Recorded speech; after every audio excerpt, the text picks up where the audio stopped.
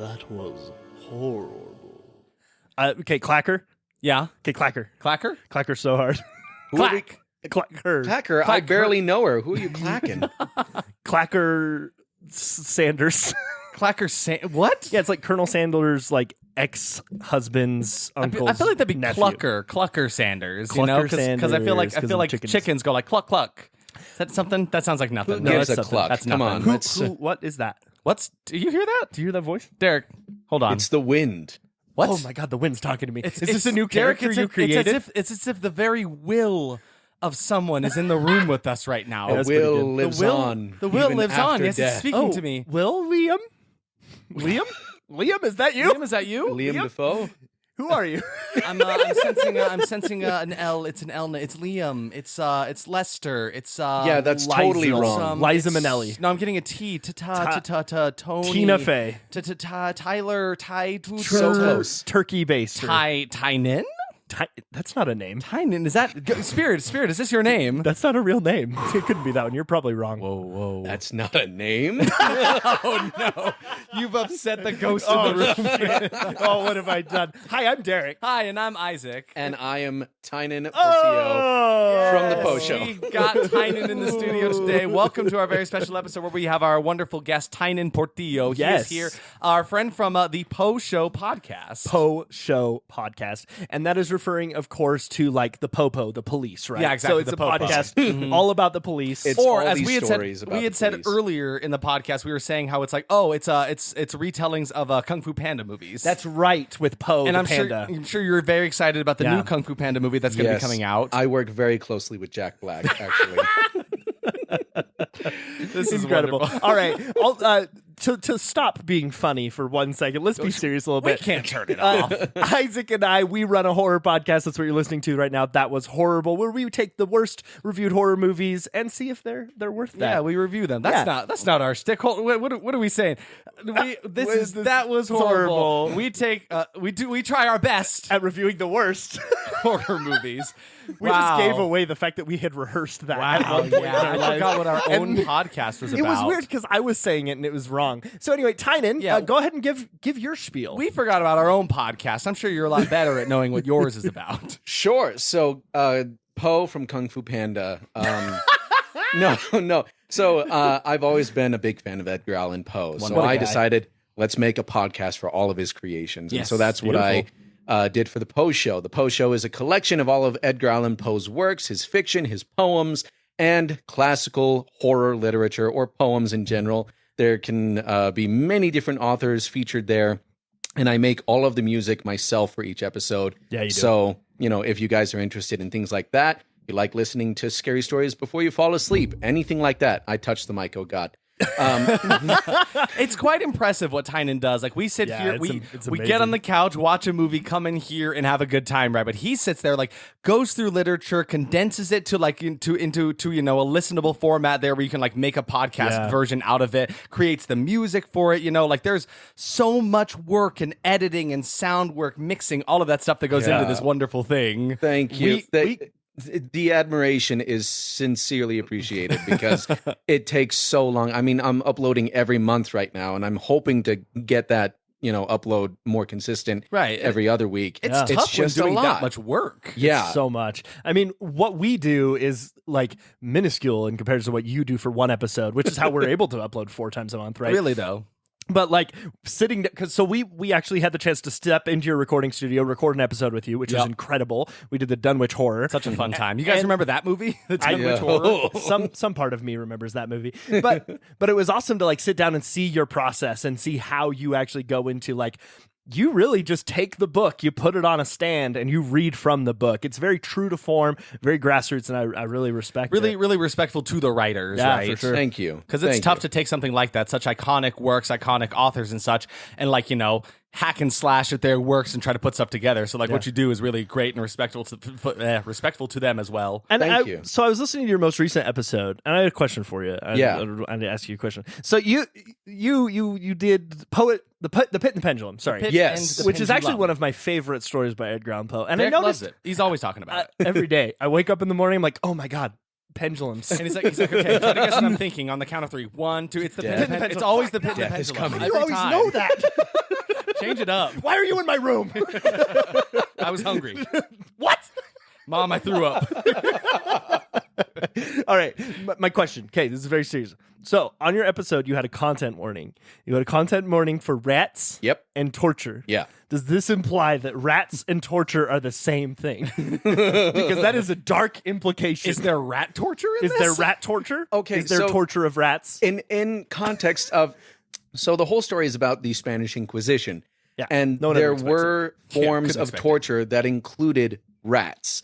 And the rats would usually eat someone alive. Yeah, wasn't it one of those where like they Yeah. ate through them? Yeah. So the that's rat would be terrifying. the rat would be kept in a cage on someone's body. Might have been their head. Yeah. Ugh. And Content then warning for the us, too. rat wouldn't be fed, and then would end up eating and Gross. killing Yeah, the hey, person. hey, you know, rats Hey, gotta that's eat. awful. Rats gotta So eat. Sorry, listeners. I know we're a very PG podcast, so well, and so it's like I also have like a trigger warning for animal cruelty on the Black Cat because Well, that in makes that a sense, character kills an animal. Mhm. But it's just some of those things where like if there's murder in a story, you're not going to hear any kind of caution or trigger warning on Yeah, mine. yeah. It's like no, Who cares about people? it's Edgar Allan Poe. Yeah. But I feel like certain things it's just like I mean I wouldn't consider rats torture, but rats can be used for torture. It's just like asking is a square a parallelogram or is a parallelogram a square? Do you ever get that question in school? no. Did you go to school? I did Never not. been to I did school. not go You to did not school. go to I was- school. I was actually trained by a rat. I was homeschooled by Oh. rats, actually. Yeah, you Yeah, too. you Derek, too- you too? Are you there? You're also homeschooled for rats? Retorphanage? Yeah, the retorphanage. Rooster rats retorphanage for orphans. The rat that taught you. I'm here. It's Rooster Rat. Hello. It's good to see you. You've aged so well.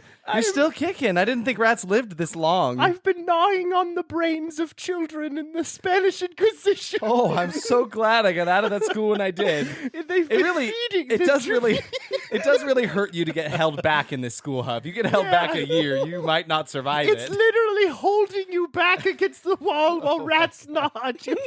Well, I'm glad you're okay. We left some cheese down in the fridge Oh, for I you. fucking hate chicken. Oh, okay. I'm sorry. I got your whole Whoa, steez wrong. watch that language, man. You just demonetized us on YouTube. Rooster Rat Oh, over here. man. Angry. Freaking crap. He always No. was kind of cranky though. Okay, so Rooster Rat just left. They're probably going to die soon. I don't think how long do rats live?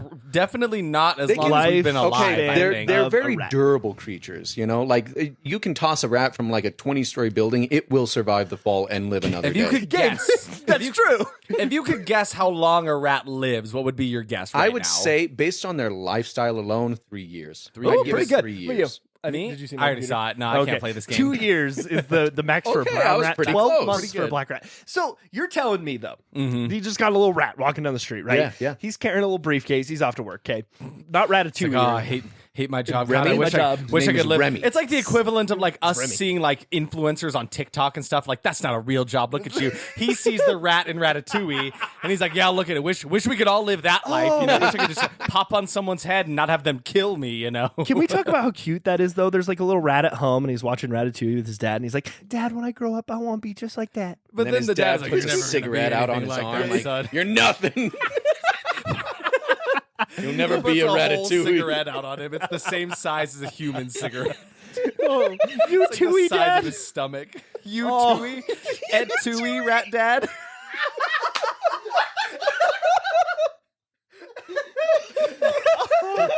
Oh, that was good. That was good. Julius Caesar with rats is probably my new like dream scenario. Ed two ratus. And two ratus. Oh, that's fun. That's oh my god. So Ed if we Touille were to do Ratatouille for Yes. our podcast, would we too have to put rats and torture as a content warning?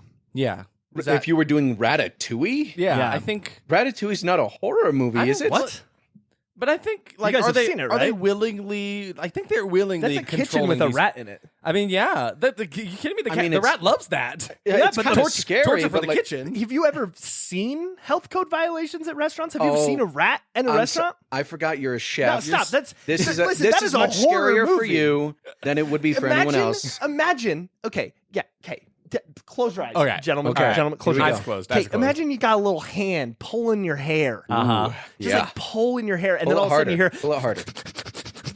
Okay. Yeah, what's Okay, happening hold on. behind me right now? Are you so you're telling me in like another however many years it takes for something to go into the public domain, there's going to be a horror version of Ratatouille Oh, released? absolutely. No. And it's going to be, but like, imagine, no, you're laying this all out. This horror. I think rat I'm up on your my head. high horse right now. You're up on your what? Oh, no. Hello, everyone. It's me, High Horse. I'm back. I'm here. I'm revitalized. We've been from going last for episode. no time at all. We've already got High Horse in the studio. I've Wow. been here all week. I won't shut up. High Horse, Horse, meet our good you're- friend. Hello. Yes, Who hi. are you? Well, you're much taller than I thought you'd be. You're I'm like, 5'8". yeah. I thought you were like Tom Cruise height. Ooh, like no. 5'6". You're much Oh. taller than I Never thought. meet your heroes. Tom Cruise sucks. Oh Every my time I God. talk to Tom Cruise, he's an asshole. Oh, He always wow. wants to tell me what movies he's in.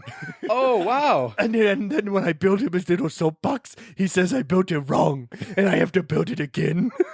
He just sits there and says, again. And you tear it down, build it up again. And then I build it, and he makes me eat every one. That's why it costs so much to get him. It's not the amount of money the studio has to pay to get him in the studio. It's how much time they waste because he spends days torturing this high horse to build and destroy a horrible. soapbox for him to stand And upon. when he was flying in the planes in the Top Gun, I had to go with him. I had to help him. Yeah, it was horrible. If you expand the frame in Top Gun, you can see the horse terrified in the plane with him. The first time it was fun, but he does his own stunts. Did you go and skydiving it's so with him? Scary. It's so scary. I'm afraid of heights. I'm only 5'8". High Horse Palomino, where were Yeah. you when he did that motorcycle jump off the mountain? I was the motorcycle. I was gonna say you were the.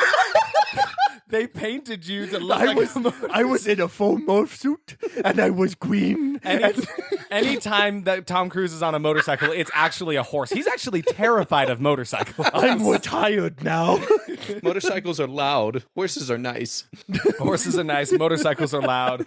Tom Cruise is an asshole, apparently. Yeah, I think he's better now, but when we were under set for The Mummy, You were there, huh? You know, he had I- so much to say. I heard an episode of a podcast about that on the That Was Horrible podcast. Who the fuck are those? That's what you're on right You're now. employers, so you gotta You're know. on I the sign your podcast checks. right now, High Horse. Look around you. There's a microphone and there's a microphone. You're on TV. You're on camera. Change my name to Bye Horse. Bye, as in Are you, bye. are you Oh, bye, leaving? okay. Oh, okay. He just galloped away, and it's just. Is he some- riding on top some- of another horse? Some people can't handle the attention. You know. I know, it's true. The fame was gonna get to his head. He just knows himself. He has that in him, you know. I'm gonna live forever. So we've talked for about 13 minutes already. We have not mentioned at Whoa, all that's a lucky the number. reason we are here. Taylor yeah. Swift's favorite number. Yeah. We've got we've got our good friend Tynan here Yeah. of the Poe Show. You know, lots of retellings of Edgar Allan Poe stories. Yeah. So we thought it'd be a fun idea to do a little crossover between us, since we went on his podcast to do an episode for the Dunwich Horror, which we did a review on for one of those movies, right? Yeah. So now we are going to do a retelling of an Edgar Allan Poe story, And the Beautiful. Murders in the Rue Morgue. Beautiful. Not the one from 1930 something. Not the one or the one from 86. yeah, or the one from 2000 something. We decided to pick Murders in the Murders in the Rue Morgue from 1971. Yes, we did. 1971. Yes, And we it's- did. There were a couple renditions of this movie. This is like one of 4, I want to say. Yes. Yeah. Four. There's a lot There of was them. one from 23 too. We just thought it'd be fun to be like, we'll do a little crossover thing. So we had to look up poorly rated Poe Yeah. stories. It's actually not a ton that are low enough. It seems like most adaptations do pretty well. Yeah. I mean, I loved freaking what was it called? Fall of the House of Usher from last year. Even though that wasn't even close, it just had the themes from it. But it was Exactly still right. like I loved it. Still a play on the thing, right? I'm a Mike Flanagan stan though, so you can hear me talk about that Exactly. all day. So let's talk about Murders in the Rue It Morgue real took quick. took some doing to find. That's this what I was movie. just- Yeah, it was. It took me a good long while to get this movie up on the TV today. And finally it was there. We were finally watching it after all this time.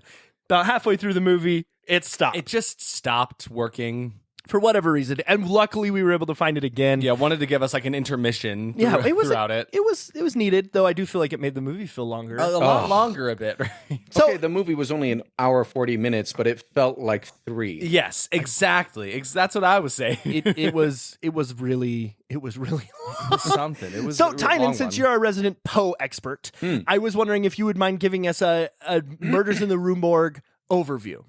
Don't go into super deep detail, but like just let us know like the basic premise of the story. Kind of like what you did when we sat down today. Okay. So, Murders in the Rue Morgue. First of all, the Rue Morgue is just the name of this place where people live. It's the name of the place of the apartments.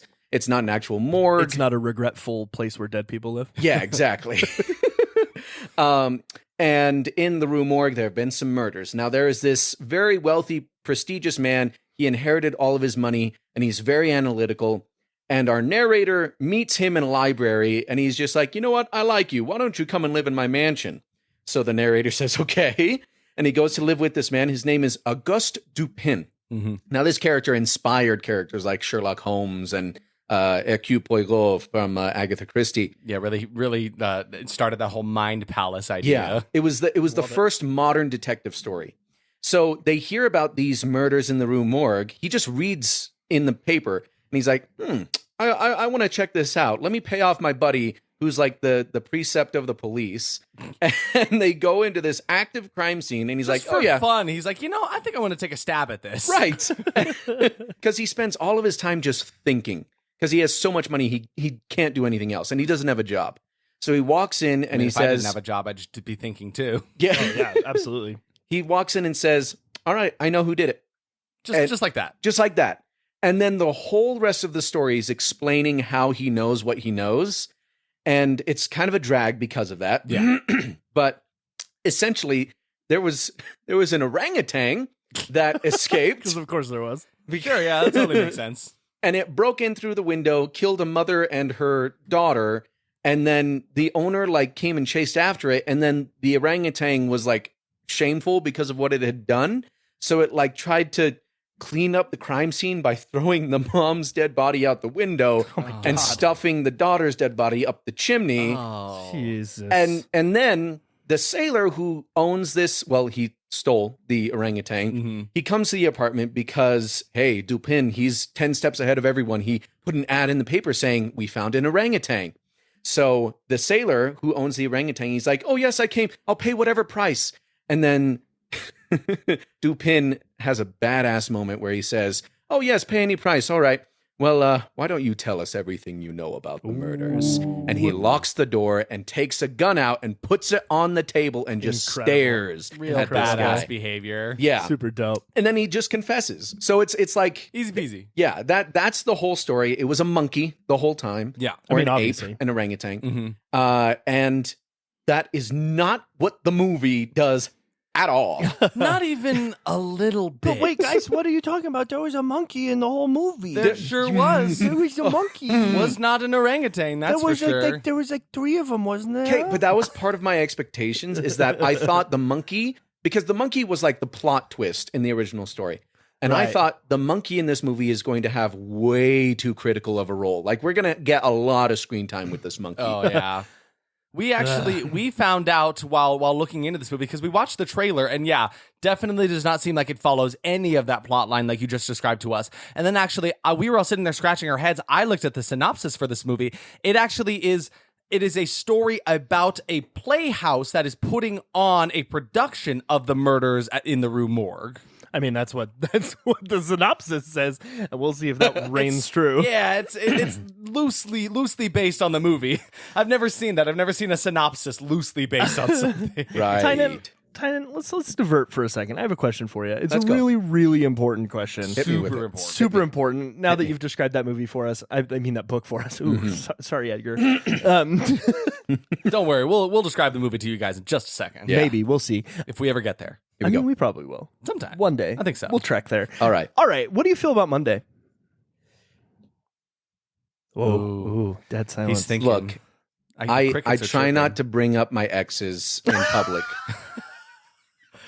dated somebody named Monday. I need to know where this is going. Listen, his name was Mr. Monday, and He let's just say biggest cock you ever seen.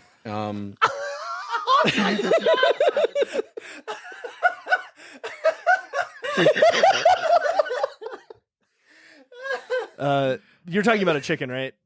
Exactly. He had the biggest chicken in the town. Uh-huh.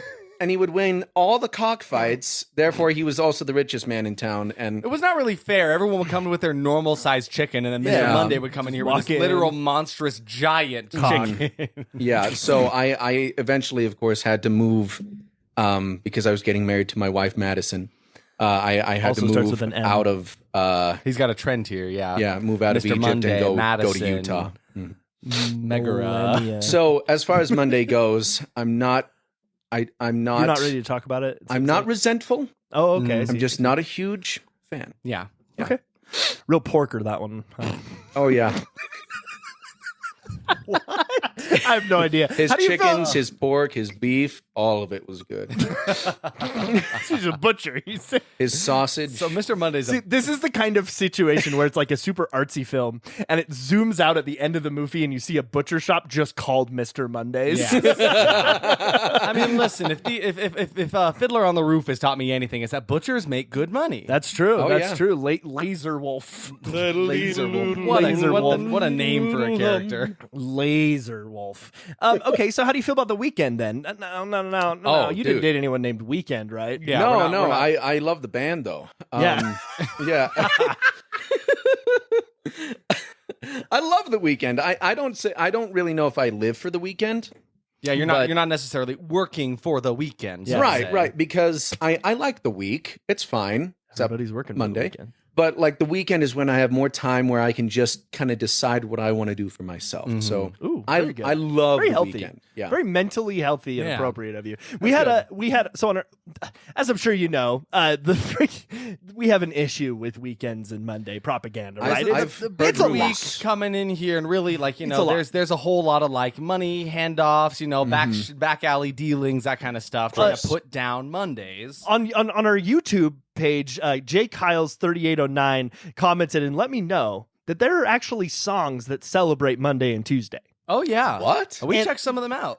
And listen, I was naive Mm-hmm. because last episode I made a claim that there were no songs about anything. We were to just deal with Monday and We were Tuesday. simply uneducated. I was is the uneducated. problem, right? Everybody's always talking about Friday, Saturday, Sunday. And so thank you, YouTube user. Yeah, Jay Kyles. Jay Kyles for bringing this to our attention and showing us that there are some killer weekday songs. And I felt like kind of an idiot when I was listening to these because I know these songs, but they get shrouded, they get covered up, like Monday by the Mamas and the Papas. And you know what? Everybody knows that song. I would bet money that the weekend of music fame is probably completely funded by Big Week, right? Isn't that the guy with the hair? Yeah, that's the guy with the hair. Yeah, exactly. So he is being funded completely by Big Week to just completely overshadow Mondays. That's why songs like this by the Tuesday Afternoon by the Moody Blues, Monday by the Mamas and the Papas. Yeah. that's all. That's all like hidden away. That's why you forgot about it, right? It's like man. mind control. There's subliminal messages within the weekend songs.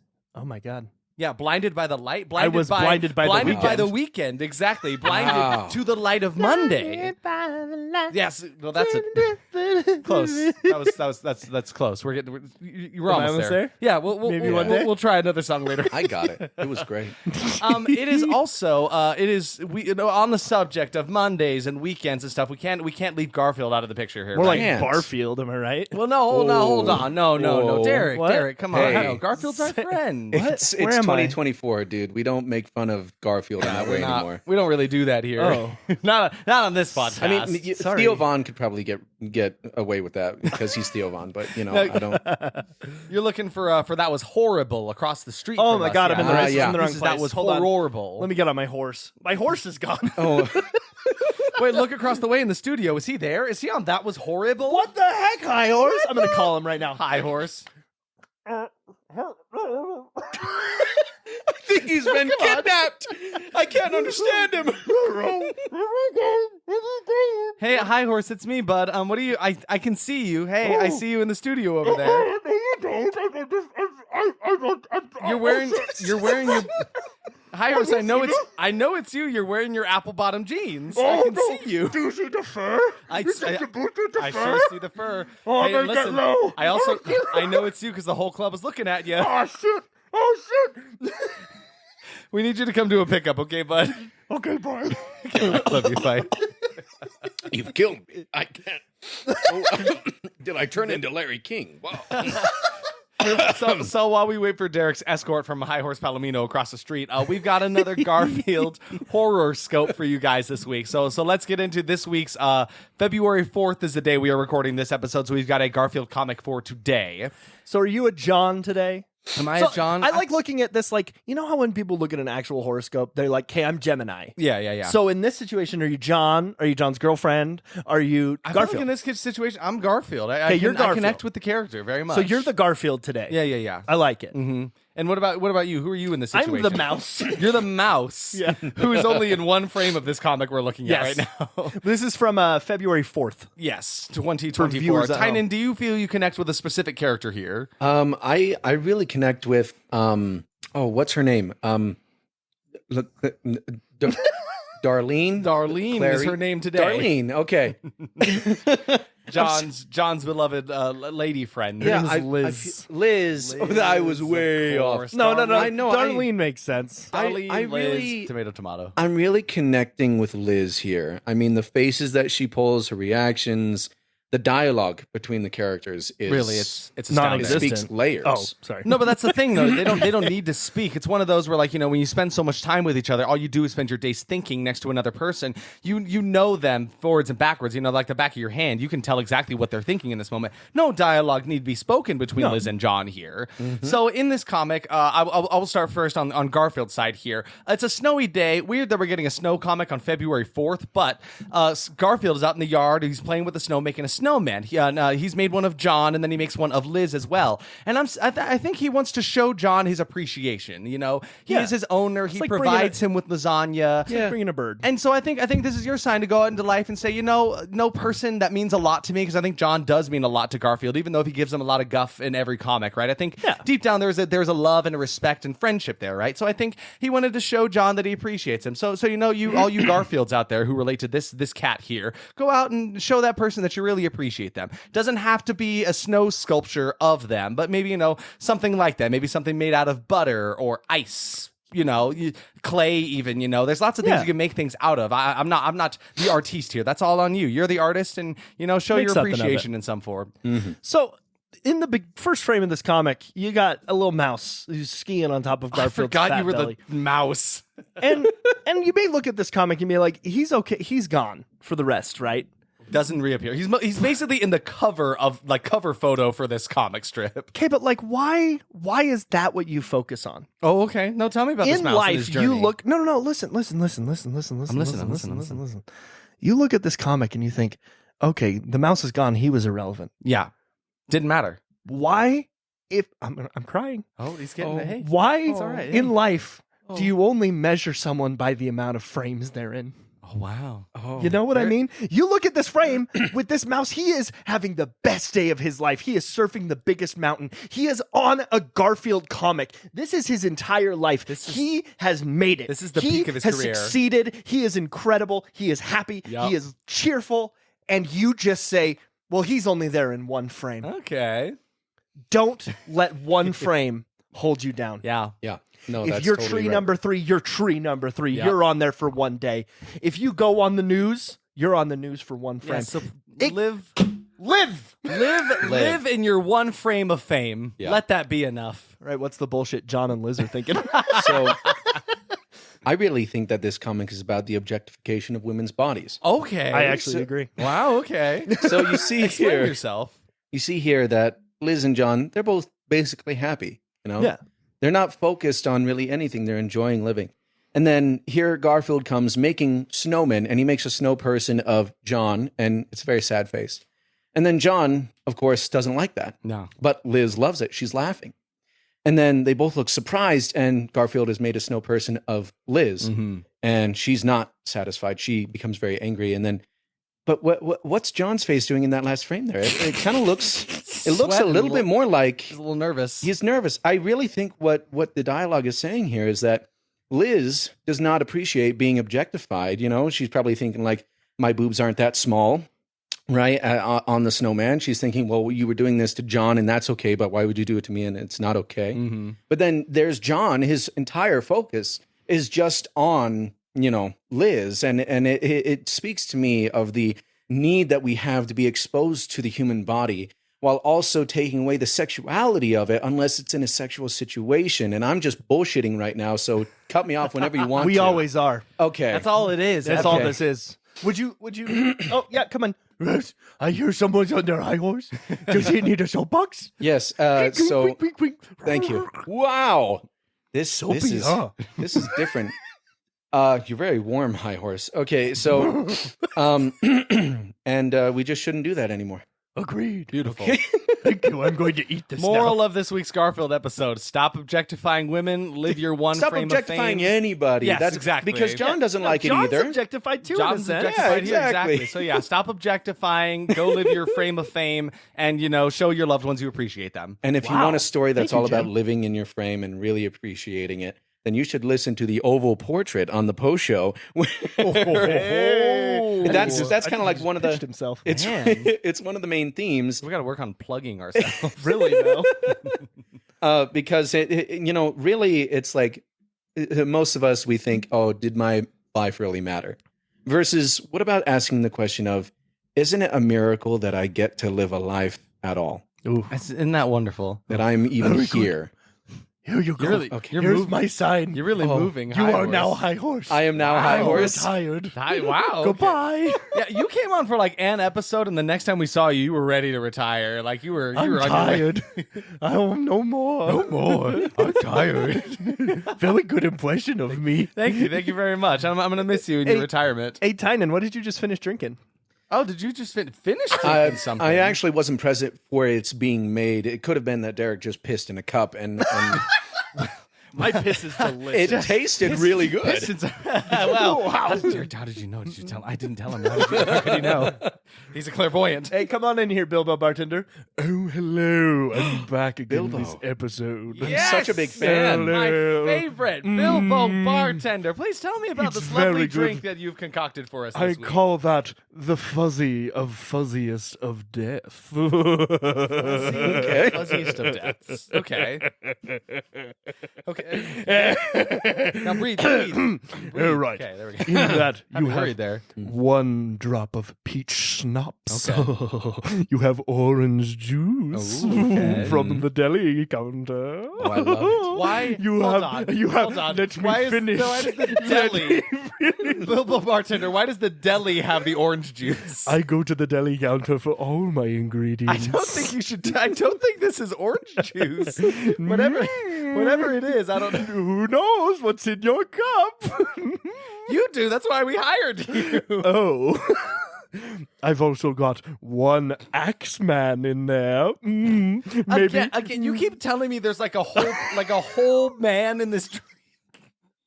I've also got one bit of rope and one falling body. I've still got some bits of rope in my drink. Ooh.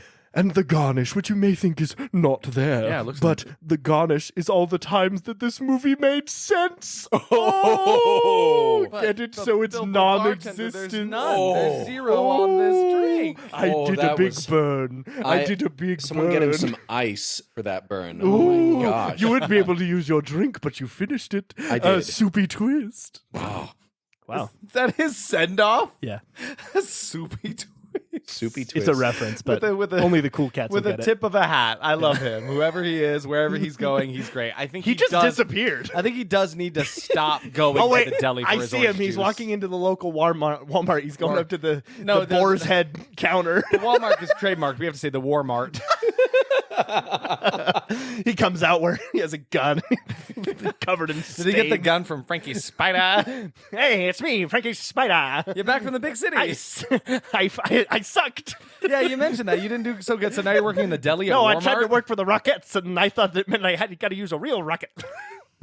I was really bad. So you're telling me, so you just wanted to go for the rockets, so now you're at the Walmart. Yeah, and I'm really at the selling Walmart. rockets and weapons and stuff. 'Cause I love machinery. You just pew hide- pew. You just have a gun. Okay, Frankie Spider. We had an agreement here that you would not bring guns into the studio. Your dad's not here. We don't well, have to both shoot my anybody. dads are dead, so I shot them both. Do we need to get you a new dad? Is that 3 more, do we please. need a new Love father shooting figure in dads. your life? My whole personality is shooting dads. Hide your dads. Hide any father figures in your life. Frankie Spider's gonna get him with his 8 legs and his 8 guns that he has. All right. And he's off. He's up on the walls. Oh, God. I tapped danced along your walls. Scare your dad. Tick, tick, tack, tack, tack. I killed your dad. I killed your dad. I killed your dad and your father figure too. Okay. And then he taps away. Tick, tack, tick, Oh my tick, God. tick, tick. Okay, so there's like 2 people standing on the street. Okay. It's just like some old man and some young man, right? Hey, wait, old man, young man. Okay. Walks up. Hey, what is this man's relationship to you? Oh, well, I don't know.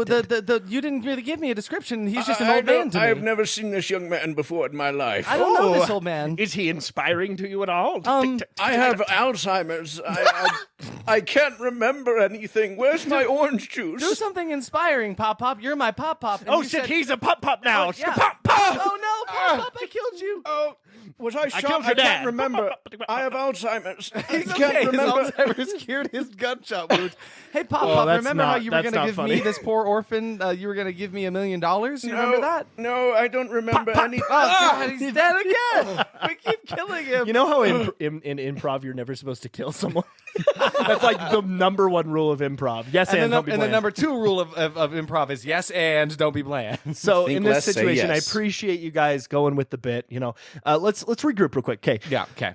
so that bit went really well. I feel okay. like Yeah, that bit went let's really do well. It wasn't bad. Yeah, I went some places that I wasn't expecting. I don't think we should kill any more dads on the show, though. I think some dads might actually have some issues with that. I got my hand up. Yeah, here. what's up? With all respect, I thought I played my role really. Tynan was You doing did great. his job. You did great. Neither of us killed Tynan crossed some lines. Neither of us killed With anyone. Alzheimer's? I can't remember what I did. Remind me.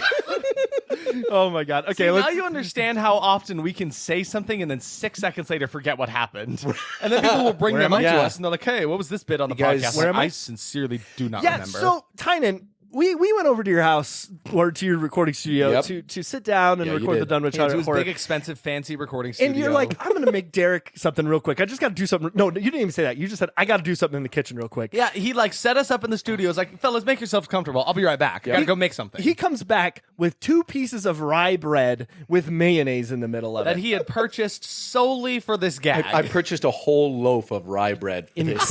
Incredible. And I'm gonna be honest with you here and now. I had no idea what the fuck was going on. Oh yeah, absolutely. I was so confused. I was like, "Thank you. What a weird gift. What religion is he? Is this like some like? Is this like? Does it do? Is this some strange tradition we don't know about? Like, Is this like? Is he like a wannabe Baptist? Do they do this? Do they give people rye bread with Googling mayo on in my it? phone, like, rye what bread tradition is it, mayo like, gift. Show a new guest your rye bread sandwich with But mayo. then you reminded us that we had a character of the name Law Lawyerman. Law Yes. Lawyerman. Who ate rye bread sandwiches with mayo in them, and that was it. Yes. And, that I have no idea where that was, And I think why we that mentioned was. that last episode I too. think Like, if so. anybody knows where that happened, and Somebody tell me. No one has said any. I Please. think. I don't think he existed. I think he did and he didn't. I think it happened and you heard it. But now if we go back to try to find don't him, think he's he's there. gone. Yeah, he So never maybe existed. like you mentioned him and he wasn't an actual character that you built an identity around. No, I did. That would I make sense. remember the character. Really? He exists somewhere. I think he was just a one-off. It was just definitely a one-off. So, just putting out the call out there. Anyone who knows, please let us know. Message us. Do something. Please, all our wonderful Like- ghouls out there, help Please. us out Our here. ghouls, are we doing that? I kinda I like just it. did like this little Taylor Swift fans when they like, oh my God, Taylor's at the Super Bowl, that kind of thing. I think they just say, I like Taylor Swift. I don't think they have really weird voices Yeah, like no, that. that's Derek. Come on now. It's That's 2024, crass. Derek. We don't make fun of people that way anymore. I believe about 10 minutes ago, in front of my television, you went, "Ooh, Squee! The new album is dropping this weekend." Yes, because Reputation might drop tonight. Who knows? I don't know.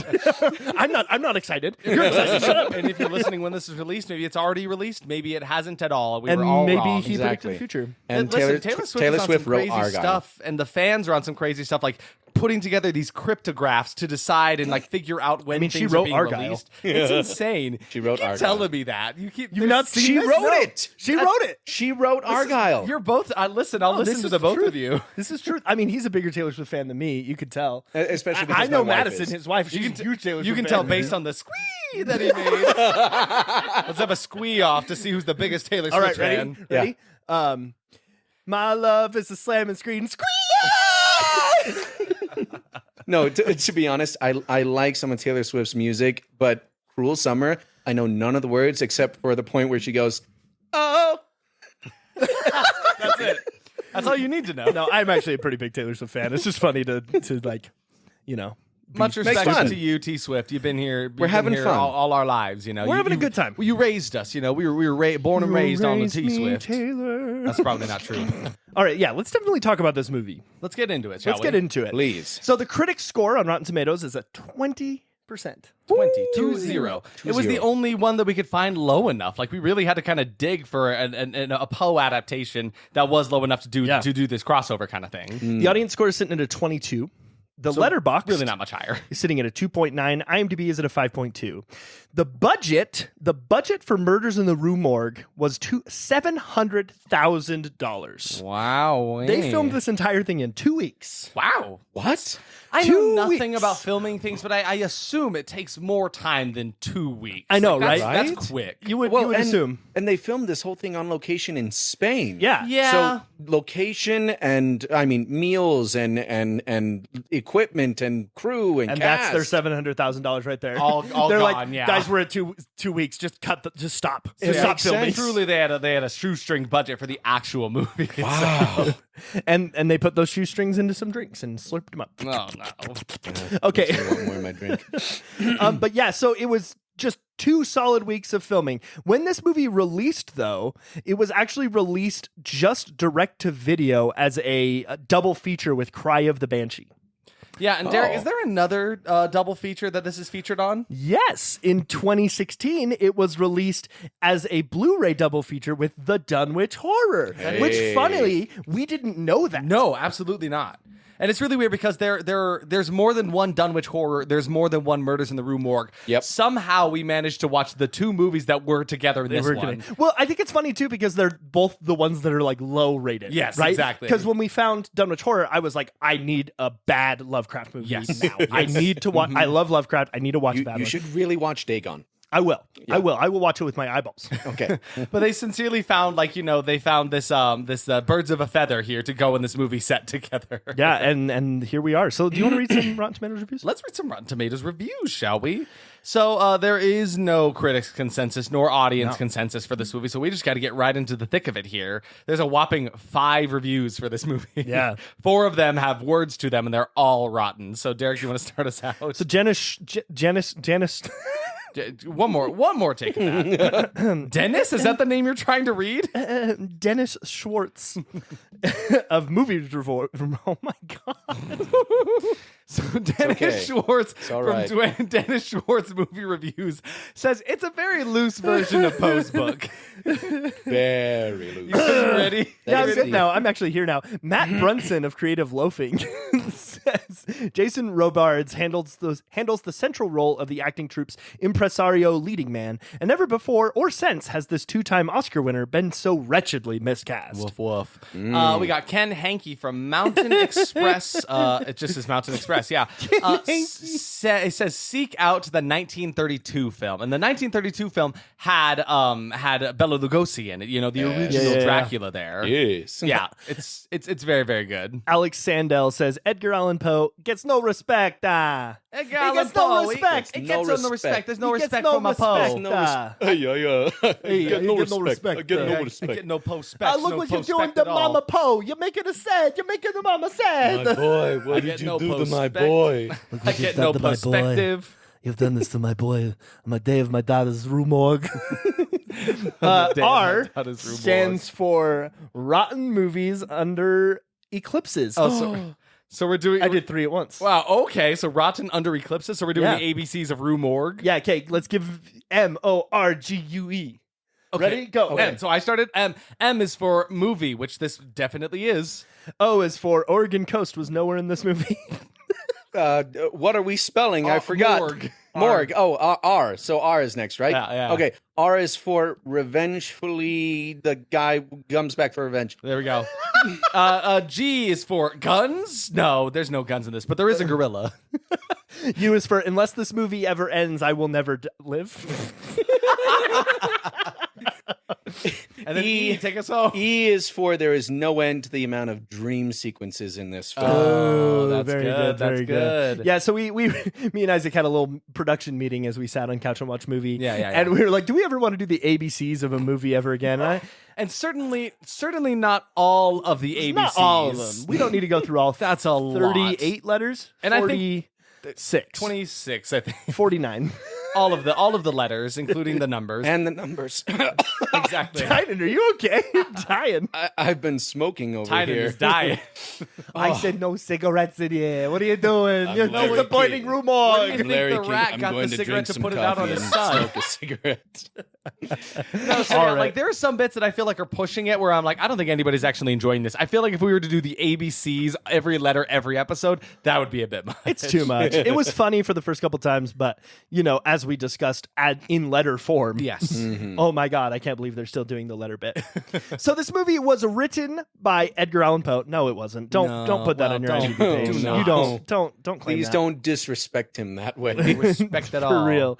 Christopher Wicking and Henry Slazar were actually the ones that did this movie, and Gordon Hessler was the director. So let's talk about Gordon Hessler real quick. Let's get in it. So since this movie was made in the early 1960s, right? Or the late 1960s, all of these movies are fairly old. He hasn't actually done anything I've seen, but I did fall down a rabbit hole because he directed the movie Kiss Meets the Phantom of the Park. That's a whole melting pot of random stuff. What? Yes. And I found out that the band Kiss did a bunch of TV movies where they What? did random things. I am in love. Hold on, the synopsis for please read Kiss. this. Yes, This that's is why I Matt. have it up. Please. Kiss, Kiss, a rock band made up of superheroes, battles an evil inventor who has plans for destruction at a California amusement park. That is Wow. nuts. Same director. A rock You're not going to band believe this, made up though. of superheroes. You're not going to believe that this movie has a 61% in Rotten It's Tomatoes. too good for Wow. us It's to too watch. good for this podcast. Better than Murders in the Rue Morgue 1971. So I haven't had the chance yet, but I'm going to go through. There were a bunch of these kinds of movies that Oh, Kiss my did. Lord. I thought it was always a Family Guy bit, but it is actually real. This It is is a a real real thing. thing. And I will find a movie that is bad enough for this podcast, and we will watch it. We'll do it because we'll do I some have kind of weird Kiss special. I have to shut up and kiss this guy, so to speak. Okay, so Christopher Wicking, he was one of the writers. Again, just all kind of old stuff that I've never really heard of. Nothing really to talk about. It's kind of sad. Yeah. Henry Slezar has done some interesting things, though. He did Alfred Hitchcock Presents, and he also wrote for The Twilight Zone. Oh, okay. Very so nice. he has done some interesting things. Right on. I hope that he was part of any of the good parts of this movie. Yes. So Because there were some. there were some there parts. There were some parts there mixed were in there. There was some movie in this movie. There was some movie within We'll this movie. talk about it. I got some compliments for Yeah, it. exactly. I've got one. There's some good things. No, I've got a few. All right, let's get into expectations. Take us away, Tynan. Give us your first expectation. All right, my Right, throw first him under the bus. expectation is it will not be anything like the actual story, mainly because reading through the story, it's all about Dupin, explaining how he knows what happened. Mm-hmm. So that's kind of like the story, taking place in his head, but it's hard to translate that and show everything. So I just figured it's not going to be like that. Yeah. Fair, Absolutely. So my first expectation here was very sexed up because, it's the 70s, right? Mhm. We were all talking about the fact that, why is this story, as you described it to us before we even watched the movie, we're like, why is that story, the poster for the movie based on it, it's just like a woman's legs kind of curled up in a sexy position, right? It didn't make sense to me. But then I remembered, right, it's the 70s. And pretty much every movie, every horror movie from this time period is incredibly sexed up. But there wasn't even that much, there was an insinuated scene, but there was nothing really in that movie. Oh yeah. So it's weird that it marketed itself as a sexy 70s movie when there's you see a few can dancer oh, it's my bottom. Sex sells. That's sells, what it sex was. sells. And I think that was probably the reasoning too. I mean, you could look at the Dunwich horror poster, and it was the exact same thing. Yeah, but that movie exactly. did have more sex. Right, but okay. Derek, your We'll first get into expectation? it. This is going to be cheesy as hell, and I guess that kind of goes along with the 70s vibe, right? Yes. Watching the trailer, I was like, oh my god, the falling and shit. It's just going to be so cheesy. crazy. Just so wild. Give us number 2.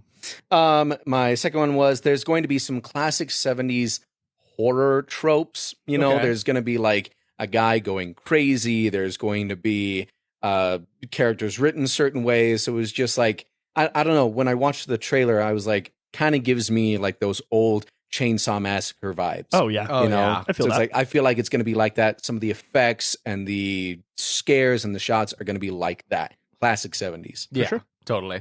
My next expectation was it's going to be like if Looney Tunes made a horror movie. Oh, It yeah. just seems so outlandish and weird. The music seems kind of funny, honky tonk kind of stuff. So I was like, it's as if you gave the Looney Tunes. You went up to Bugs Bunny. You said, "No, Mister, can I call you Bugs? If that's okay." That's your Bugs Bunny impression. I've had it hard. They don't feed me carrots anymore. Bugs Bunny, I'm so sorry to hear that. Hey, listen, I hear that feeding carrots to bunnies all the time is kind of bad anyway, so maybe it's okay. But I love the stiff, Maybe that's what girthy made you- orange thing. Maybe that's what messed you up. You got all fucked up on carrots Well, your whole career. Here's the truth. I left some carrots in the basement, Uh-huh. and they did gone ferment. They did gone for ferment? Yep. Ferment. Okay. Wow. And you ate those carrots, didn't you? Slurped them. Oh, and slurped. What's you up, slurped 'em. Doc? That's Oh, no, really listen, interesting. Because you started eating carrots in your cartoons because you were referencing the character of Oscar Shapley in the 1934 film "It Happened One Night," right? Did you swept the know Oscars? that's what it was? Well, that did happen one night. Mhm. And then it became an iconic part of your character. Now you're just eating all these terrible carrots. Well, think about what happened to that guy in that movie. He also became a drug, right?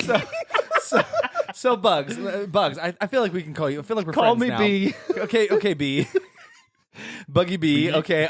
Did you? So you've probably seen some man-made horrors throughout the industry, Why you do know, you the film think I'm world. drinking? Yeah. So you've seen some horrors, right? Do you think you could create a horror movie?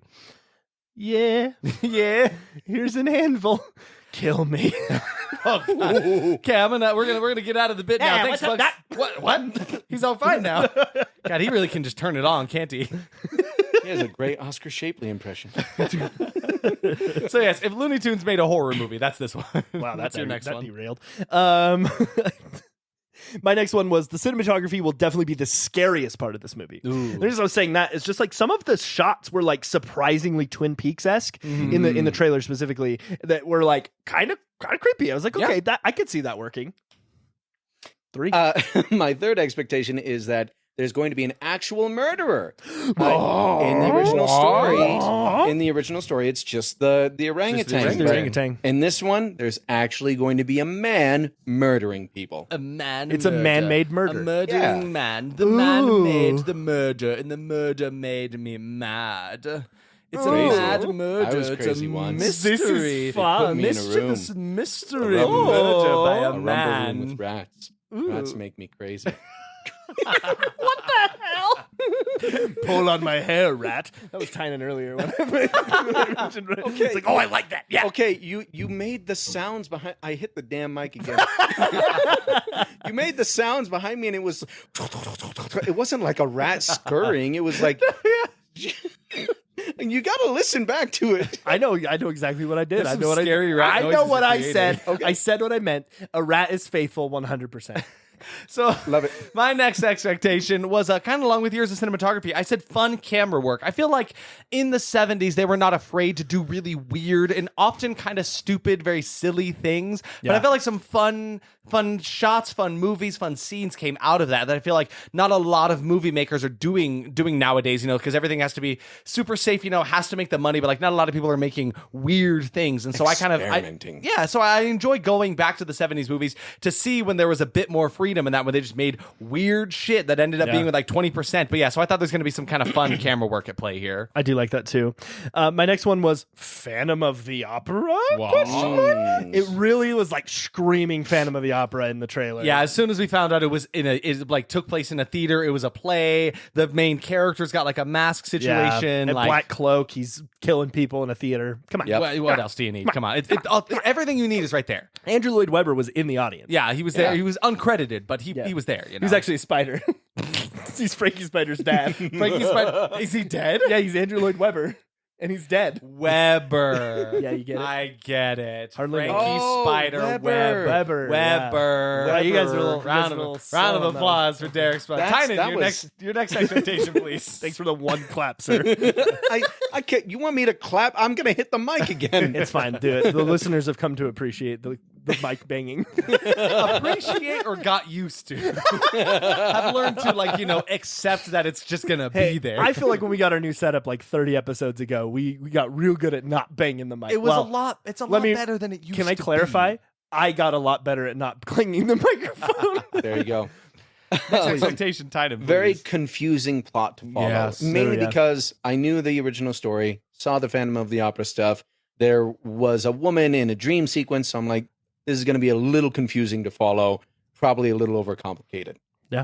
Absolutely. For sure. Next expectation for me was awfully vibrant colors. It was kind of weird because Yeah. horror movies do not often use very big, bright colors because that's not necessarily something that is deemed as a scary thing, right? It's kind of childlike, childhood has a lot of happiness attributed to it, right? So Child wonder. childlike wonder, exactly. Yeah. So that's kind of what I attribute to a lot of big bright colors. But it seemed like there were some bright colors to be used in this, and I was like, if they can do that and make it a scary thing, I would really enjoy that. So I was just expecting a lot of bright colors based on what we saw in the trailer.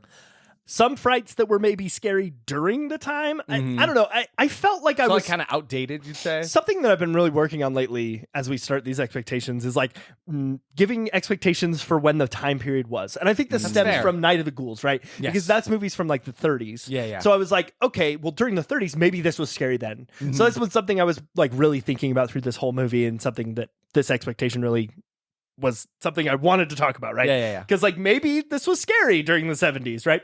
Maybe. Yeah.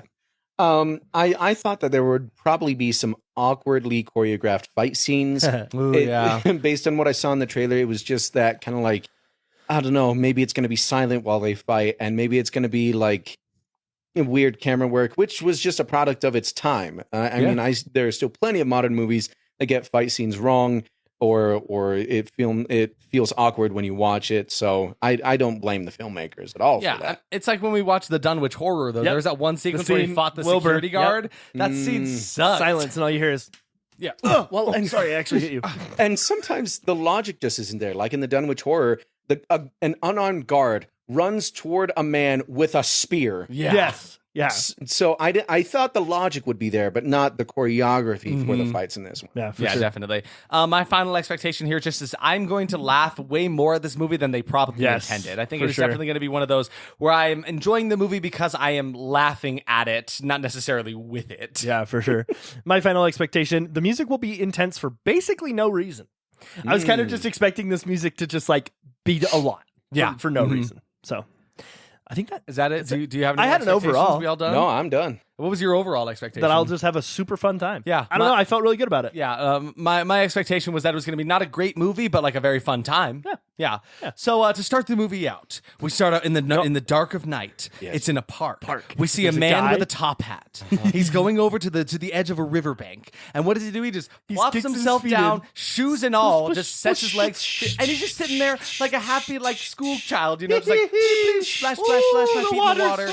And then we get a POV shot from a camera following him from behind him through the little brush that like a bush or something behind him. It closes in on him, then he's lifted off the ground, screams, and then gets plopped into the water dead.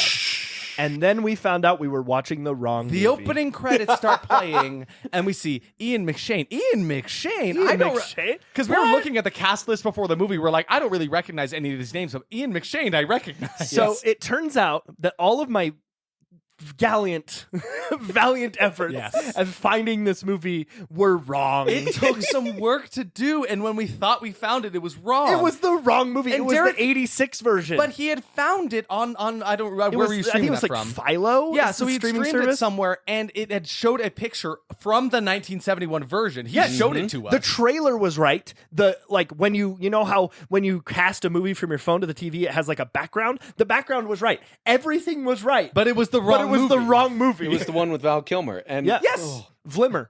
It was it was such a wild. We were like, how do we mess up this? How could Really? So we just watched the whole start to the. At least it was a short start, And it was very funny. But I like the man splashing his He was feet. just splish-splash. It also like seemed really ridiculous, so I thought we were watching the right movie. And I need to go watch this 86 version now because it looked terrible. Yeah. So instead, scratch all of that. For real, we're starting now. We got the proper version of the movie in here. Yeah, we technical difficulties. Yeah, were we start out full strong. force. We start out strong with a gorilla in a cage, and Yeah, it is dude. just a man in a suit. You for could see his sure. eyes under there. It was Yeah, we see a man holding some meat cleaver to some unsuspecting girl. She looks innocent, and he's just surrounded by like slabs of meat. It's a very Mr. odd Monday. situation. That's Mr. Monday. And so then the gorilla bursts into this room. He like breaks out of his cage, comes in here to rescue the girl. The meat cleaver man calls him Eric, so I guess we know the gorilla's name is Eric right now. And so now it takes a wild shift all of a sudden. We were there with a meat cleaver man.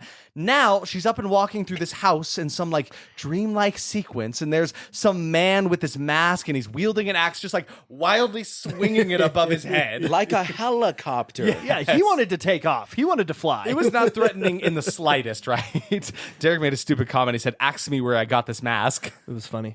No, it was great. No, it was super great. But so we're there for a second, and then we cut back to reality, I suppose, where the gorilla is kind of carrying this girl away. Reality.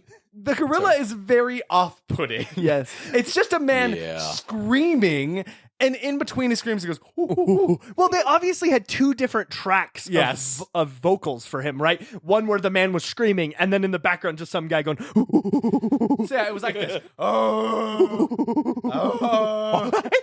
It's so weird. That was even more believable than the sounds that they made in there. So a group of men burst into the room and come to shoot this ape for some reason, right? Because I guess it seemed like the meat cleaver man was like, no, he's the bad guy. Get him, right? So they shoot him like twice. They shoot the gorilla, and then he's fine because now Eric the gorilla and the meat cleaver man tumble, and they start fighting each other with some pretty lame choreography, arguably. it was bad, yeah. They tumble into a trap door in the middle of the floor, and then we see an axe lift into the air from the trap door, and then just a thud. We're like, oh shit, who was it? Then the gorilla comes up out of the hole, holding the man's severed head with blood gushing out of the bottom of it. It's like, what is happening right now? This movie's great. nuts. But was it really that real at all, Derek? No, it was a play. It's actually just a play. So yeah, then we cut to an audience that is right in front of them. We find out it's all a stage production. None of it is real. It was sincerely just a man in a gorilla costume. So yeah, the audience cheers. The cast takes a bow. It's all wonderful. The gorilla has an unsettling stare, and I really can't take him seriously when he's walking around in this gorilla suit. Well, and there's a point where he's just looking at the woman who played the ingenue, and he's literally framed just standing in the corner, frozen like a statue, just looking at her. Staring. And it was creepy. It was creepy, but in a funny way. Yes. where I'm like, yeah. that's, Exactly. What? That's another that it was goes so to my funny. expectation where I was like, I'm gonna laugh at this way more than they'd intended to. Right? I'm sure they meant for it to be creepy, and I would argue it is, but it's still very funny. Just the framing of it all. Just to get this out of the way now, because we're going to be doing that a lot. This movie had a lot of repeated plots. The gorilla, at multiple times, is different people in this costume. Yes, but it was because now so we've established obviously, that it's an actor in a costume, right? but it was so obviously the same person every single time. Yes, they just had had one person, one for the actor gorilla. who played gorilla. No matter what character was in the costume, that didn't matter. Yeah, you could just tell by their build, and you know what? You probably used up all that budget. They didn't have enough for multiple costumes. They're like, are you kidding me? We don't have enough money for all these gorilla You costumes. want 5 gorilla costumes? Never. You don't fit in the suit. We'll get the same actor. He's fine. Look at this door. Look at this door right here. Whose name is on this door? It's not Gorilla Supervisor. It says Eric. Yes, I know. I get it. It says Eric. I'm sorry. I was going to say, which is funny because the name of the Phantom of the Opera is Eric. Which is something we discovered because we were talking about, this movie's just Phantom of the Opera, and then all of a sudden they go into a room with a guy named Eric. Yeah, so we go into the dressing room, right? It says Eric on the doorway, and so the gorilla man goes into there, removes his mask, and so now he's got this little, it's kind of like Phantom of the Opera mask where it covers the top half of his face. There's cutouts for his eyes. It kind of just looks like a second layer of skin over his face. Very thin. It's very thin and very strange, but yeah. So he's in there. He was the one in the costume the whole time, and then he takes the mask and puts it on a body that's in the closet in this dressing room of some dead man who we assume is the actor who was supposed to play the gorilla. It seems like this man is not supposed to be here, right? No. And now we get lovely music over the opening credits. It's giving very love story vibes. Mm-hmm. It's good music. I did like the music, but it's giving a very different vibe than what I was expecting for this movie. Yeah, it didn't give me any kind of horror vibes. It No, didn't feel like it was very going to be a love. scary film. It felt like it was going to be about the relationships between the characters, and Yes. oh, maybe she'll reconnect with her mother, kind of A wonderful story of how a gorilla finds love. A 1970s hallmark, if you will. So the play is being put on at a theater called the Rue Morgue Theater. So technically, they can get away with calling this the Murders in the Rue Morgue because yes. there are murders. There is There's a Rue a Rue Morgue. Put them together. What do you got? You got Murders in the Rue Got Morgue. Murders in the Rue The Morgue. sign does say that they're performing the murders in the Rue Morgue. Yeah, isn't that funny? Like it's so strange. Yeah, Were so they- they're putting on a play about murders in their theater, and then murders happen in their theater. Like they kind of asked for it, right? I mean, So- I would hope not. I hope that people who put on Hunchback of Notre Dame don't end up getting Quasimodo burning down their theater. That would be pretty dope. I'd watch it. I honestly would see that like Yeah. one night only. One night only. It's like a Anytime theater- the one night only sign is up, you know shit's going A down. theater is due to be demolished. What can we do? Like, guys, we can do a really good production of The Hunchback of Notre Dame. Guys, have you seen the latest Phantom of the Opera? You probably won't, because a lot of people we are got dying. like 50 waivers you got to sign, but come audition. It's luck of the draw, man. Which chandelier's dropping tonight? So some civilian runs out of the theater to the police that are right out in front and yells, "Murder! Murder!" And they're pointing to some cloaked figure up on the roof. And it's the guy, it's the Phantom of the Opera type guy, right? So the figure makes a run from the police and manages to escape them pretty easily. Like really no problem at all, right? Yeah. So the murderer gets out of there. Now we get a stark cut to this colorful carnival going on in town. It's like literally right in front of the theater. There's just this big carnival going on the whole time. You know what this right? reminded me of? What's that? You know in Spy Kids Yeah. when they go to the carnival? Yeah. That's what it's You know what this reminded me of? It reminded me of that one movie where there was a carnival. Well, just like the vibe of it, right? It was like it switched from being this 1970s movie to being something from like the early 2000s. It felt like kind of ahead of its time. It kind of was did. like so colorful and weird. It felt weird because it is supposed to be 19th century Paris is Yes. where this is supposed to be Yeah. taking place, even though it was all filmed on location in Spain, right? Yeah. All but, makes sense. You know, Spain, Paris, tomato, I guess. Paris. So yeah, but there's a whole bunch going on. There's carousels and performers putting on shows and stuff. There's a puppet show going on. Some woman, just some random woman, hands a young man some kind of package. The best part about when she does this is she's looking at like a group of like 7 different children, boys, little guys, Young little man. boys. She says, "Young man," Young and man. only one of them turns around. It's like, "Well, you must be talking to me." It's me, Young Man Johnson. Because that has to be the only way that he would respond to that, right? Not his all of first them and turn last around. name are Young Man. His first name is Young Man, right? Yeah. First name Young Young Man. Man, last name Johnson. Yeah, incredible. So yeah, I'm going to name my Young firstborn Man Johnson, child please. Young Man. Young Man. That's it. That's it. That's like me being mad. You just want to be able to say that. Yeah, well, it kind of sounds like how Hades says young man. in Hades Town. So this lady comes to this young man, hands him a package, right? And she says, "Go, you need to go deliver it to this guy." So he runs off, assumedly like to the theater to deliver this message, right? So what am I trying to say? We see the man who's at the puppet show. Actually, he's the one manning this whole thing. Walks out of his puppet thing, goes into the theater with this little green package and hands it to them, which is supposed to be delivered to the leading lady. Her name is Madeline, and he's like a secret admirer for her, and she's married to like I don't know if he's the owner of the theater, but he's like the leader of like their little theater troupe. His name is Cesar. He definitely Cesar? gives me the vibe of the person who's like put a lot of money into the show and makes themselves the lead. Yeah, and I think he wrote it Yeah. is the one who put together this rendition. Can of we it, just right? real quick describe the play that they put on the entire movie? You mean the scene that they put on the entire movie? So this is one thing that really bothers me. I assume, maybe naively, High Horse, come here. Okay.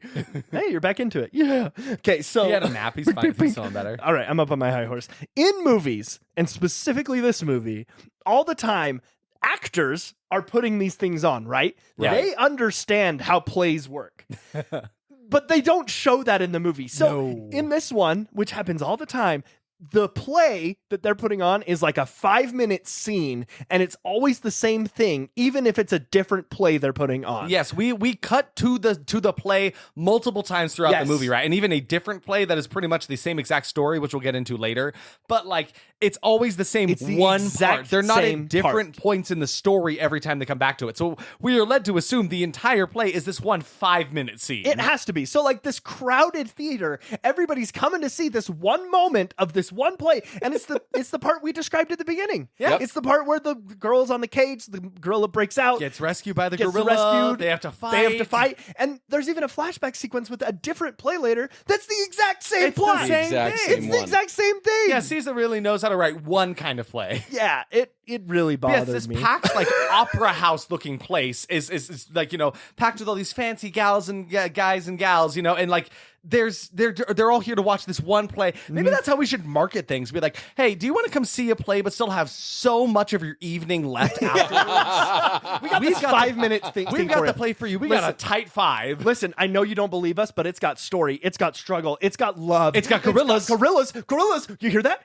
Gorilla might use an axe. Okay, like why is the gorilla such an important thing? And just for everyone who doesn't know, the gorilla is named Eric. Yes. Every time they do this scene, the guys getting attacked say, Eric. It's like, what? Why does the gorilla need a name? It really felt like the director or one of the writers had that idea, and they were like, "This is so fucking cool, guys! You don't believe it. so great. You don't believe it. They're gonna love it, man. They're gonna sit down and be like, whoa, gorilla named Eric. That's so silly. Oh, he's saving the girl. King Kong, bro. You know." So we find the man who was running the puppet show. He's got to have dwarfism, right? He's a little man, Literally, right? yeah. He's a short man, and he's a secret admirer for this leading lady, right? He brings her gifts that have like orchids in them, right? And apparently he's been doing this for a while. So now it's time for another performance, and this mysterious non-phantom is still like lurking in the wings. But it turns out this is actually another nightmare that Madeline is having because she's been suffering from these nightmares that have 3 things in them. It has this Axeman, It was in your drink earlier. a rope, and a falling body. All of those things are things she continues to see in these dreamlike nightmare sequences. And it's just like we don't ever really get any payoff for that until the last 6 minutes of the movie, I would say. This So like they 5-hour-long movie. they really hide what this even means or like what kind of message is trying to portray the entire time, Yeah, right? for But real. it doesn't feel like a satisfying mystery Yes. because we don't know why she's having these visions or these dreams. They're kind of coming out of nowhere. Yeah. We don't know what they mean. There are no associations that we could make. You know, there's nothing like, oh, the man with the axe, is that the Phantom guy? Right. Like, it does not look anything like him. No. So we and can't. it doesn't look like any character in the story. No, and the yeah. actor. the actor's different. Yeah, the actor that plays the axe-wielding man in her nightmares is nowhere in the real world of the movie. They do not use that actor. Yeah, so so it's it not like, doesn't- oh, take off the mask. It was this guy all along. No, it's a No. completely different man. Not so, Scooby-Doo. It doesn't feel satisfying to have that ending. Yes. Because you can't add 2 and 2 and then get the result. You just get the result. Exactly. Yeah.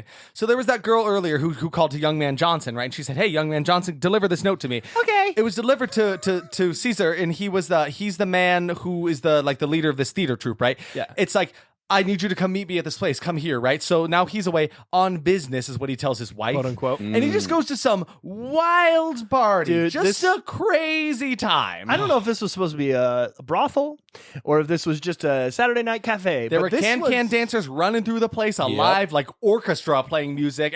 People are drinking out of shoes. Yeah, man. Everybody in this place everyone was completely drunk, but no one was drunk. It was like the equivalent of like an acting 1 class in college, and the teacher's like, "Hey, everybody, be drunk at a brothel," and so everyone's doing their best, but they're failing. But they're also really overdoing Yes, it, right? exactly. It's like That's way what I too mean. much. Like, it's so much. There's people like falling down. There's people playing with things. I don't know. How to Yeah, describe it. so he's being stalked by this phantom guy even here. So he's following him around. So clearly he's got some motive against him specifically, it would appear, right?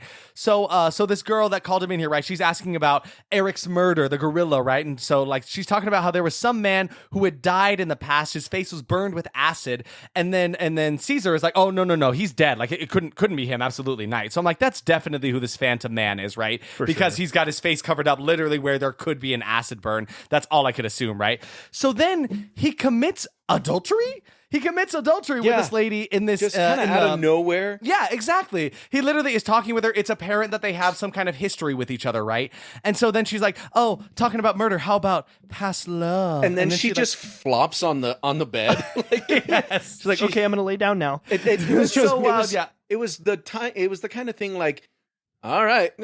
Like Just another day on the job. Another day. So we assume she's some kind of like courtesan or something like that, right? Absolutely, This must be her profession, it seems like. Yeah. Because then the Phantom guy, after they finish their business, the Phantom dude comes in here and she just completely welcomes him in. She's like, "Oh, you're a stranger. I haven't seen you around." He's like, I'm new here, whatever. And like she's like fairly scantily clad and like, her nightgown and like, like not attired to meet a stranger, right? Yeah. But she's totally cool with him just walking in this room. come on in. With his scary mask too. It's like, yeah, I'm sure this is totally fine. I haven't seen you around here. So- Well, you gonna let him in? Yeah, exactly. So he has her lounge down on this chair, and she's like laying there. He's like, "Okay, now close your eyes." And she's like, "Okay, sure, no problem at all." With this strange man coming into her room and telling her to close her eyes. Okay, I don't want to speak as if I know experience or anything, but I would think someone who is a professional at that kind of work Yes, would never be that dumb. right. Would know when something seemed a would little keep sketch. herself safe. Oh, Yes. But here she is just like, all right, do whatever you're going to do. Well, and and, then especially like to get a little morbid here, like it's the 19th century, Yes. right? Prostitutes in that time were the number one target for serial killers. Yes, exactly. right? You're Like, very at risk there. that is a huge thing. They were definitely aware of that. Jack the Ripper Right? was a thing. Yes, exactly. And they didn't have identities. No, Yeah. yeah. It's so messed up. There's no way in hell this woman would just be like, "Oh yeah, come into my room." No, it really bothered me. So yeah, he comes in here, tells her to lounge down, close her eyes, and then he just pours acid on her face. Yep. And it just sizzles onto her skin. I actually did kind of, the effect looks pretty neat. It looked I pretty wanted cool. to see more of it. It was Yes. it was there for like a It was very second. quick. And then And it was gone. also kind of like a random spot that I don't feel like I don't know. Yeah. It didn't feel accurate to where he was pouring the bottle. Exactly. So yeah, so he says he pours it on her, her skin starts to bubble and peel away, I guess, and then I assume she dies because the next day Caesar is at the theater and the inspector is already there to talk to him to look into this new murder now. So she is dead at this point, right? Yep. And since Caesar just barely visited her, he's like the prime suspect at the moment, right? Like Yeah. something fishy's going on, and you're probably at the center of it, right? So then while he's going away with the inspector, I think he's going to the morgue to look at some Yeah. stuff.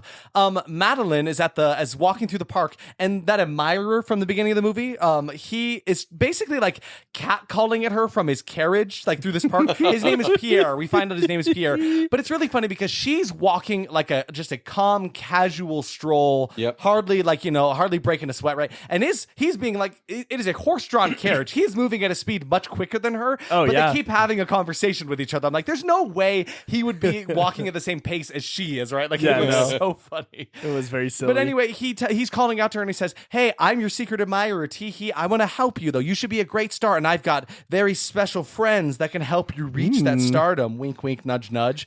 And so that's basically the gist of the conversation. And then we see sitting next to him in that carriage is the Phantom guy. Dun, dun, dun. He was in the carriage Oh with my Pierre the whole God. time. Ooh. And so then the carriage stops at like this manor that has clearly been like, abandoned. Nobody's lived in it for so long. And like it's all of the paintings and furniture all covered up with tarps. So he goes in there, he's taking down all these tarps. He's basically like setting up shop in this manor. We don't really know where that is or why Yeah. that's happening No, right yeah. now. So now we meet another interesting character. Caesar goes to the carnival to talk to some performer named Luigi. I forgot about Luigi, dude. It's kind of a random moment. Oh So- my gosh. And the other guy's name is Moreau. Uh-huh. Mario. Maro and Luigi. Maro and Luigi. No. It all comes together. It's all there. So he goes And- to this. I was just gonna try to make Madeline's name Princess Peach, but Oh. it didn't really work. No, that's not. No, actually, by this point in the film, we have learned that Madeline and what's the main guy's name? Caesar. Yeah. Caesar. Madeline and Caesar are married, but it's gross Oh, because yeah. Yes. he was in love with her mother when she was like a child of 7. Yes. And then her mother was killed. And now And he's with her. He's married Madeline Yeah. and then went to a courtesan and cheated on his wife. And now, I mean, it was so weird. This It's man so weird. is not the It's best. The worst thing about it, well, not the worst thing about it. It's all bad. It's all But- terrible. But, like, the way they present this character is always in a way that's like, this guy is our protagonist. You should care for him. And then he goes and does these things that you're just like, this doesn't fit your Keeps character. doing Like, things what? that don't make me like you. Like, Yeah. what do you mean? And it's really, really creepy. And then in like this flashback sequence, you see him performing with her mom. Yeah. Right? And he looks the same age. Yeah, he is not aged at all. So he's like in his 60s, and then 20 years later, he's still in his 60s. Uh-huh. Oh, God, it's bad. Dating the daughter of the woman he was in love with It's before. all so messed up. It's not And good. it's funny how they really don't get into that a ton. They just like say that and then move on. I'm No, like, that's probably for the best. I don't want to think about that too much because that's terrible. There are actually quite a few plot lines in this movie. I felt like they were like, all right, write it. Yeah, that's cool. Send it. Yeah, that's fine. That's We're enough. just right? not going to think about it. So Caesar goes to the carnival to talk to some performer named Luigi, right? And I guess he used to work in his little acting troupe, so they have history with each other. Same with the girl who got her face burned with the acid, right? She also used to work for his acting troupe. So like he's having these recurring characters, right? It was like, you used to know this guy, Moreau, right? That's his last name is M-A-R-O-T, Moreau. And so they're like, they're all talking about like how it could be him. He's like, no way, he's dead. I was there at his funeral. He had his face burned with acid. Blah blah blah. Very adamant that this man is dead. He keeps saying that. He's like, that's impossible. He's dead. Over and over and over. We again. get it, bro. You want him to be dead. I thought you guys were friends. Yeah. So he goes to Luigi to ask him if he knows anything, right? Hey, Luigi, is he okay? And he doesn't. He knows nothing about the man. And so he literally, like, he's going to this man to ask for answers, and he doesn't know anything. And then he leaves. Like, that scene could have not happened, and we would have been totally fine. Exactly. But so, like, that scene wasn't necessary. But then the next scene is almost necessary because Luigi, his new bit, now that he's not with his acting troupe, his bit is that, hey, everyone, come look at me in the middle of the carnival. I'm going to get buried alive, chill down there for 3 days. Then they're going to unbury me, and I'm going to be alive. Woo! You know what the most French name is? What? Not Luigi. Nullius? Not Luigi. That's for damn sure. So it's such a funny thing to think about that as an act because this carnival is like a hustle and bustle of life. Like, wow, look at this. Everything is so fun. And they're like, yes, let's gather a crowd around this man who's getting buried alive. What happens after he gets buried? Does the crowd just be like, all right. So, you guys want to go get some pizza because we're in Spain right now? All right, I guess we'll come back in 3 days. They didn't give me a bounce back coupon or anything. I love the thought though that there's like one guy who's like, I bet he can't fucking do it. I bet he can't do it. Nah, dude, I'm gonna stay right here. No, I'm not moving. I'm door dashing everything right here. I'm right now. I'm gonna watch this guy. Yeah, I don't care about the surcharges because it's festival weekend. I'm gonna do it. I'm gonna do it. I took 3 days off work. I took 3 days off. I took 3 days off work. I'm gonna see this man. My wife left me because I wanted to sit here and watch this man die in 3 days. Now I'm gonna see it. Goddamn it! George, you're still here at the farm. Come home. The children miss you. No, I'm No, there's no way. I can't be doing that. George, no, please come home to me. Don't make me do it, woman. I will not move from this spot. All right, George, but when you get home, we're going to be gone. And all your posters of people who get buried. Oh, you mean when I go home, it's finally going to be some goddamn peace of quiet in the house? That's what you're saying. George, That's right, Bonnie. Bonnie, I can't have. I've had enough of this here. No, Bonnie. George, I'm sorry. I didn't mean it. I'll still be home for you. I love you. Oh my goodness. So yeah, that's the end of that. A man gets buried for 3 days. We'll come back to him later. Just like they did. Just like they did. Just like they did. Really, they kind of just left that scene, and so we were assumed. And then 3 days in real life, they come back to it. So now it's the nighttime. The Phantom Man, who's definitely Moreau that we know at this point, sneaks into Madeline's house. She's having nightmares about the axe man. She's being pursued by this man through the park. He's chasing her, wielding this axe high above his head. And I like the music that's going on at the sequence. Yeah, it was fun. The music has been fun The so far. shots of this part reminded me of Nosferatu for some Oh, of it. yeah. And I can see that. I really love that original film, and I love Werner Herzog's Nosferatu the Vampire. Yes. And I got that kind of sense, the way they kind of worked with shadows and with the framing of like making one body bigger in the frame than the other. Yeah. I really liked that. Yeah. I agree. I Cool agree. force perspective I also stuff. felt a little bit of Hitchcockiness to it too. Yeah. Like Hitchcockiness. yeah. Do you think people said that about him? Like, Hitchcock, he's so Hitchcocky. Yeah. I would have He's said got that. so much about him. Hitchcockiness. You know what? If I was Hitchcock, I would too be Hitchcocky. Honestly, though. No, but like specifically like the shot of up when it's looking up in the rafters and the rope falls. Yeah. Not the body. That one's bad. But the one with the rope falling specifically felt very Hitchcockian. Yes. Or even It like was because like the silence around it Yes, too, right? It was just yeah. the shot of it falling. And there was like this dead air, not necessarily silent, like no sound, just like dead, quiet sound. I You know will. what I mean? I will go out onto this really, really small branch limb, and Okay, I yeah. will say, Be careful. It's thin. but And I will say that like the dream sequences were probably the best part of the movie for me. Yeah. Because of these things. Like They were weird and they were ethereal. weird. They felt very David Lynchian, very yeah. Nosferatu, very Hitchcock. Yes. And they kind of worked for me. They were fun. They pulled me back in after the whatever the fuck After was things that? drag for a second, they come back to you, right? But that's me. Also, can we talk about the shot of the man plummeting Yes, from the we top? have to talk about that. Please talk So about it. obviously like a stiff mannequin that was just toppling head over heels. It looked ridiculous. It looked and it made so me, bad. It made me like guffaw. It was so funny every time it happened. It reminded me of Cloak and Dagger with the kid from E.T. I forget his Oh my name. gosh, I loved that movie as a kid. Yeah, So in that yeah. movie, there's a Yes. guy, a scientist, who gives this kid this like Yeah. video game with the codes Yeah, on yeah, it. yeah. And then he gets shot, and a mannequin falls. But at least with that mannequin, they were trying a little bit They harder. tried a because little harder. The arms weren't attached to anything, so his sleeves were just going You know- out everywhere. Like You know what I think happened in the room, Yeah, right? When yeah. they were filming this? I bet they had a mannequin and they were throwing it. And they're like, oh, that looks too fake. Tie it to a board. Yeah, we got boards in here. Yeah, put a board on its back, tie its arms down. Yep, let her fall. Let it go.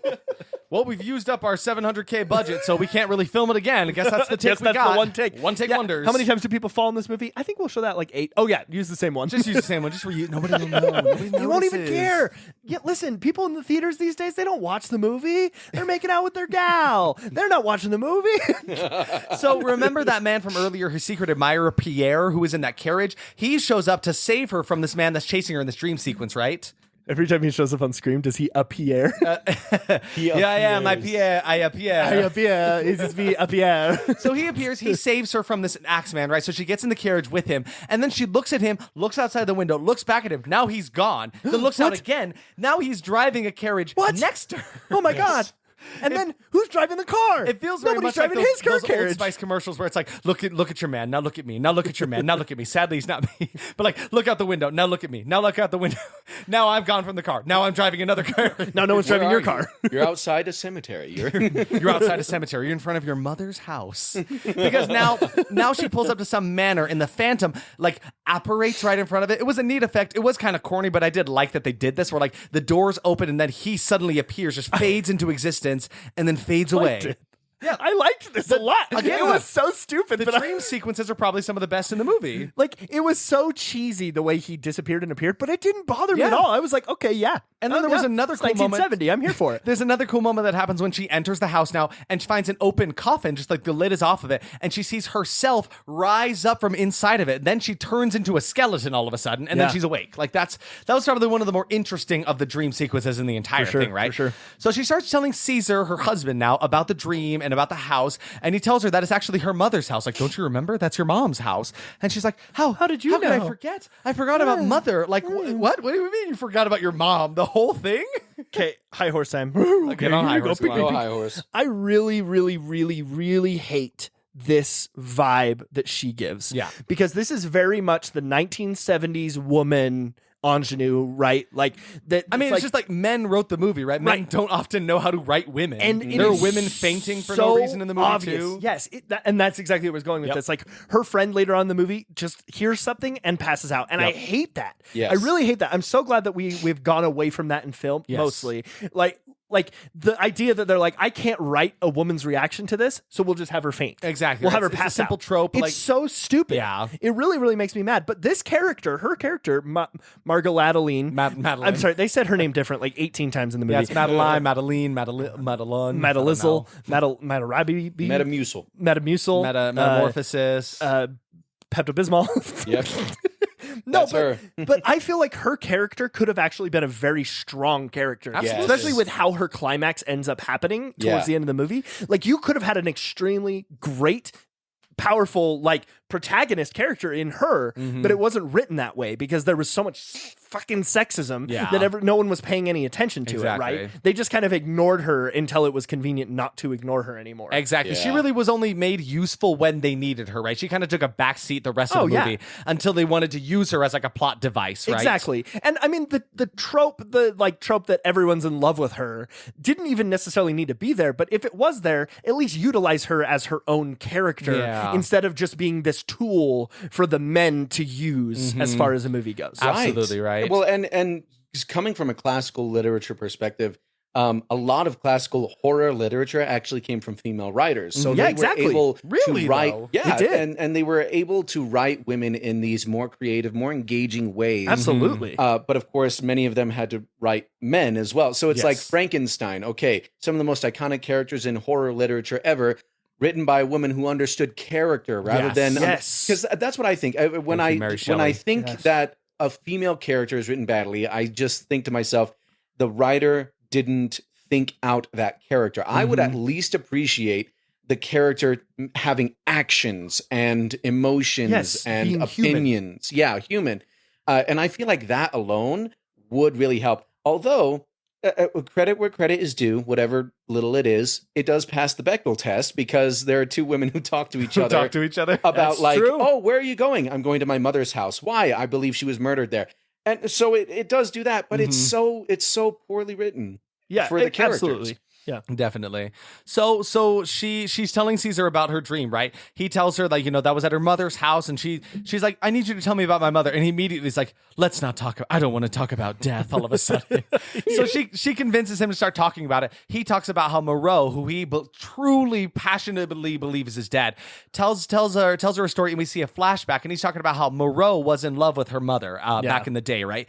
So we see an old performance at the house, actually. Caesar, I think it was Caesar, had built this theater inside of their house for them to perform in, right? So it was inside their house, their own house that they owned, right? So they're putting on a performance. It is Caesar, it is Moreau, and it is Mrs. Madeline, I guess you can call her. Right. So Moreau shows up without his little second skin mask. So this is before any of the bad stuff happened. They're doing a performance of a show that is literally the exact goddamn thing they're doing in the present day. It's a woman in danger. A guy is putting her in trouble. Yep. The gorilla is trying to save the day. Like, what is going on here? So something that really bugged me about this, we're supposed to be like in mystery about who the masked figure is. Yes. Yeah. Okay. Like they go backwards in time Yes. to show this man who is identical to the masked man. Yeah, because again, it's not like the mask covers his identity whatsoever. No. It literally is like molded to his face. It's still the same face It's the entirely. same face. You expect me to think that just because I can't see the eyebrows on some doofus, Yes. that I think it's a different person? Whoa, that's a different man. That's so stupid. Like, that actually, like, really made me mad. Yeah. Like, I was so upset about this whole scene because, one, it was the same exact fucking show that they were doing 20 years later. What is their obsession with gorillas saving the day? Don't know. It's this freaking, what is his name? Carlos Clive Caesar? ranch dressing. It was his obsession Yeah. with like women getting saved by gorillas. Is that some kind of kink or It has something? to Like, be. what is it? He is a gorilla cuck. At the end of the day, my boy. At the end of the day, Caesar is a gorilla cuck. Caesar is a gorilla. And that's why they killed him in that In- Shakespeare play. Julius Caesar. Julius Caesar. You know that one. You know that one guy wrote. I don't know what's his name. William. Who knows? monkey. And two monkey. Oh, that's two Caesar jokes in one joke in one episode. So the way the play is going is basically Madeline's mother in the past is in trouble. She's tied up and such. It is first Caesar trying to come in and like try to kill her. I think he's the one like torturing her for a second. know. And then Moreau comes in also trying to do kind of ill will to her. The gorilla saves the day for a second. He like pushes Moreau into like a spike wall and he's dead for Yeah. a second. Then he gets back up, takes an axe. Again, same goddamn story. Kills the gorilla with it. And there's like this gory moment where there's like a ton of blood coming down the gorilla's back with Yes. an axe sticking out of his back. Like obviously it's like stage like performance. Like it's not actually like gruesome to look at, but it's like that's Yeah. a bit much for 19th century theater. Yeah, but a little maybe bit. it is, maybe Well, it I mean, isn't. it depends because the Greeks, what they would do if someone was going to die was they would make them very fat in the costume because they would put into their clothes sheepskin and fill it with blood, and then they would take an Dope. actual blade and. I Nuts. just hit your wall. That's dangerous. Just- Oh my gosh, there was sheepskin under there full of blood. Oh my God. The wall's bleeding. Plug the hole quick, it's bleeding. but yeah, that's how the Greeks did it. So I mean, so it very well could be Very well. not that crazy, right? Or they just killed a guy. Or they just really killed a guy, right? Or That's they- like, yeah, come on, commit it to the happened. bit. Yeah. But so what happens is Moreau kills the gorilla. He's going to kill Madeline's mother, and then she takes a flask full of acid, which is supposed to be a part of the play, splashes it on his face, and then it was actually full of real acid in this situation, Yeah. which none of them had intended to happen, right? So she accidentally, disfigures the man, right? Accidentally. Accidentally disfigures.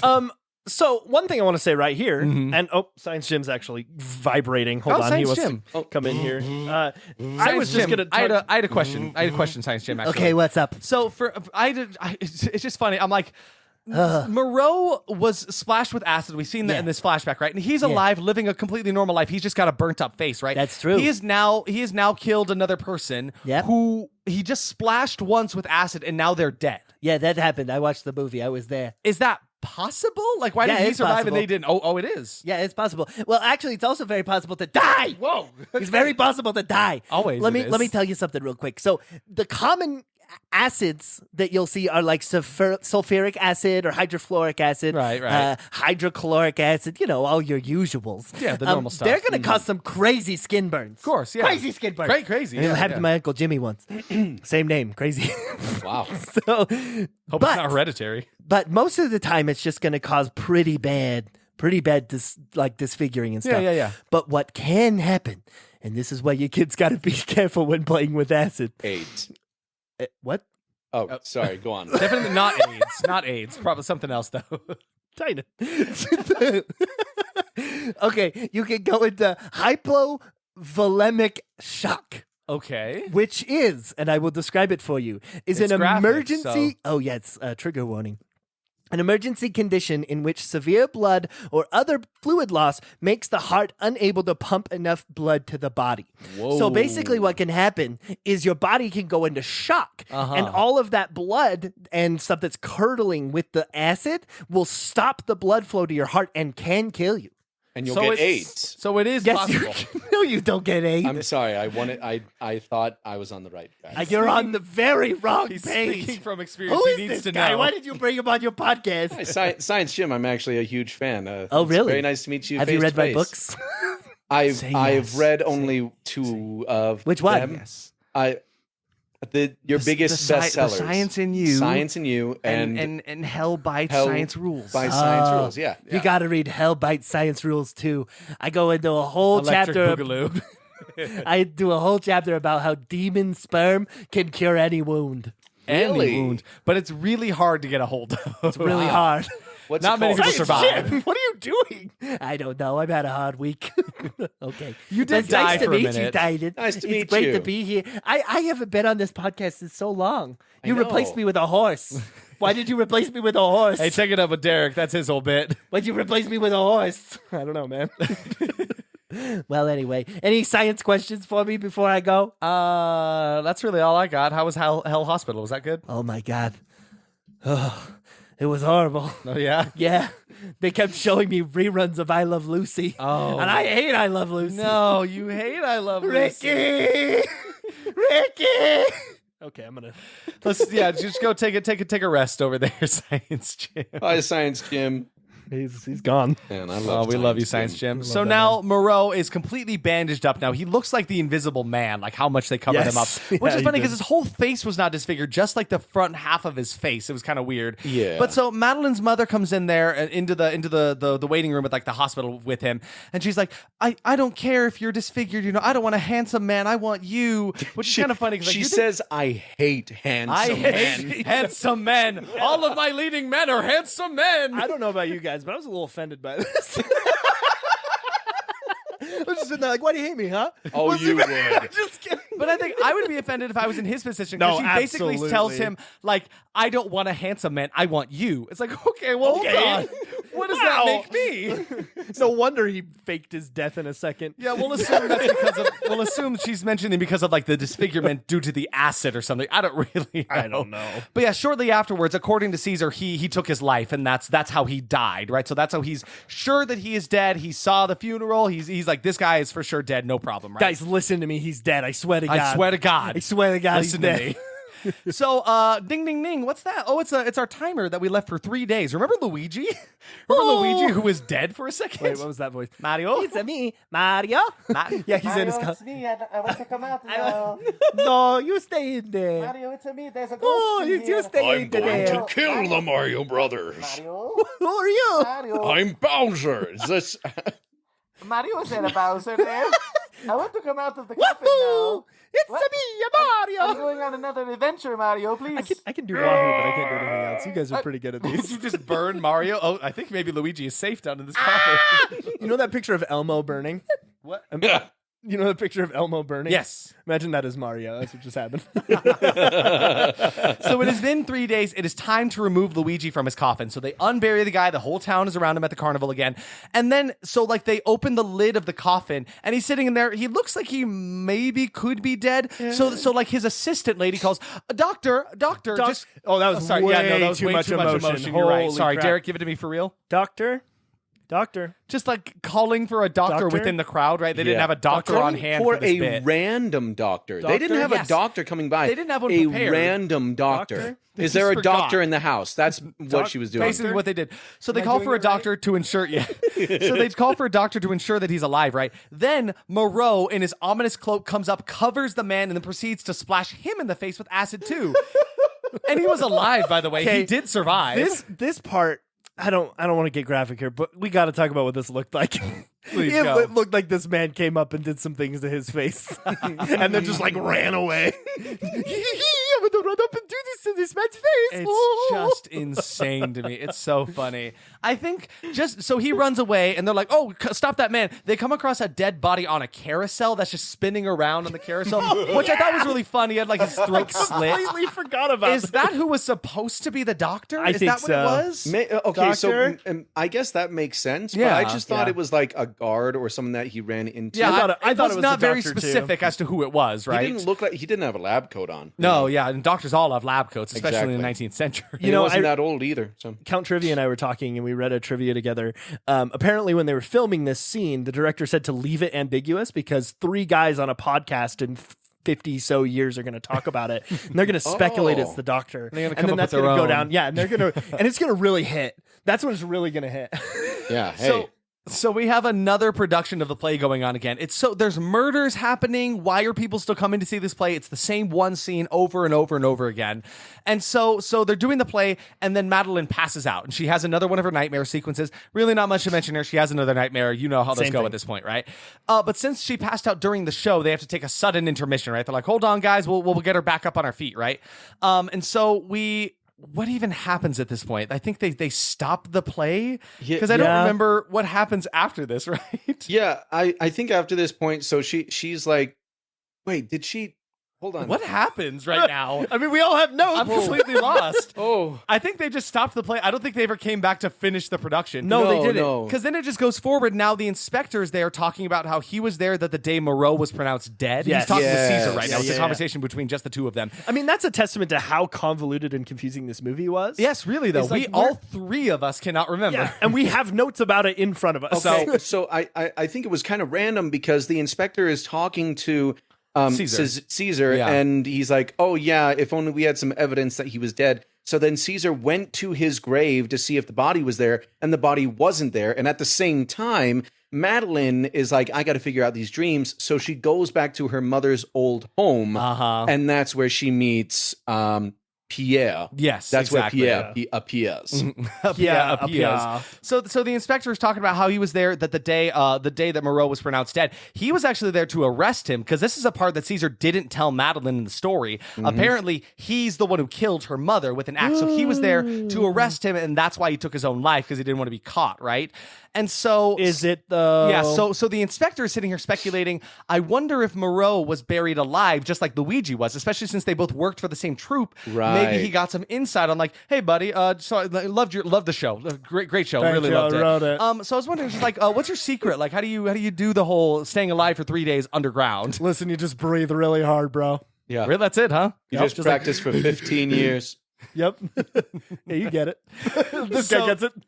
You bury alive too? So you're right. So Caesar is really nervous about this. So he goes to Madeline's mother's house now, where there's just a coffin with Moreau's name on it, chilling just like in the foyer, just like in the middle of the house. This Yeah. man was a god. Really, though. They treated him like a king. Marble coffin built for him. So yeah, he goes in there to find Moreau's body, and there's just some like fresh blood inside, which just looks like ketchup or paint. Really, Yeah. does not look like what you want it to to be. Meanwhile, Madeline had another nightmare, decides she needs to go to the house as well, right? So she brings her assistant Gabriella, like her servant or something. And so she gets there, she's like, it's just the same as in my dreams. This is the same house that I completely forgot for some reason. Wow. And where she's meted Pierre's, right? Yeah. And then she runs into Moreau himself after like running away from Pierre because he was being kind of a creep, grabbing onto her hair, and then he's like, I'm sorry, I didn't mean to hurt you. I didn't like this at all. I'm like, yeah, no, he was gross. So Caesar is still here in this house too, right? They're kind of having their own separate plot lines in the same household. Yep. Pierre meets him in the theater where that play happened, where Moreau got splashed in the face with acid, right? Tells him about his powerful friend Moreau, and he's like, that's impossible. He's dead. There's no way, right? he could still be alive. So then Pierre, out of nowhere, is like, I have a knife. Oh my God, he pulled a Frankie sword Spider. cane. Yeah, a sword 'cause cane. from the bottom of his cane. Yeah. Pulls out it's not even like a dagger-sized blade at the bottom of it, right? Starts coming at him, and then hilariously, Caesar just kind of like swats his knife away, gets him in like a headlock, and then stabs him with his own blade. It was kind of like disrespectful. Man. Yeah. It actually kind of really bothered me. It was rough. It was awful. But yeah, so now Pierre is dead, I guess. But like, I don't feel like any part of this movie they thought was going to be comedic, right? No. I think that this section wasn't supposed to be a comedy, No, even though right. like it seemed like an offensive comedy, Yes. right? So now Caesar just opens one door and happens to find Moreau talking with Madeline. Like they're just there, right? So they get into this fight, a really lame fight. This is probably one of my least favorite sequences in the movie. No music. No music behind it. It's No just a lot music. of like. Ow.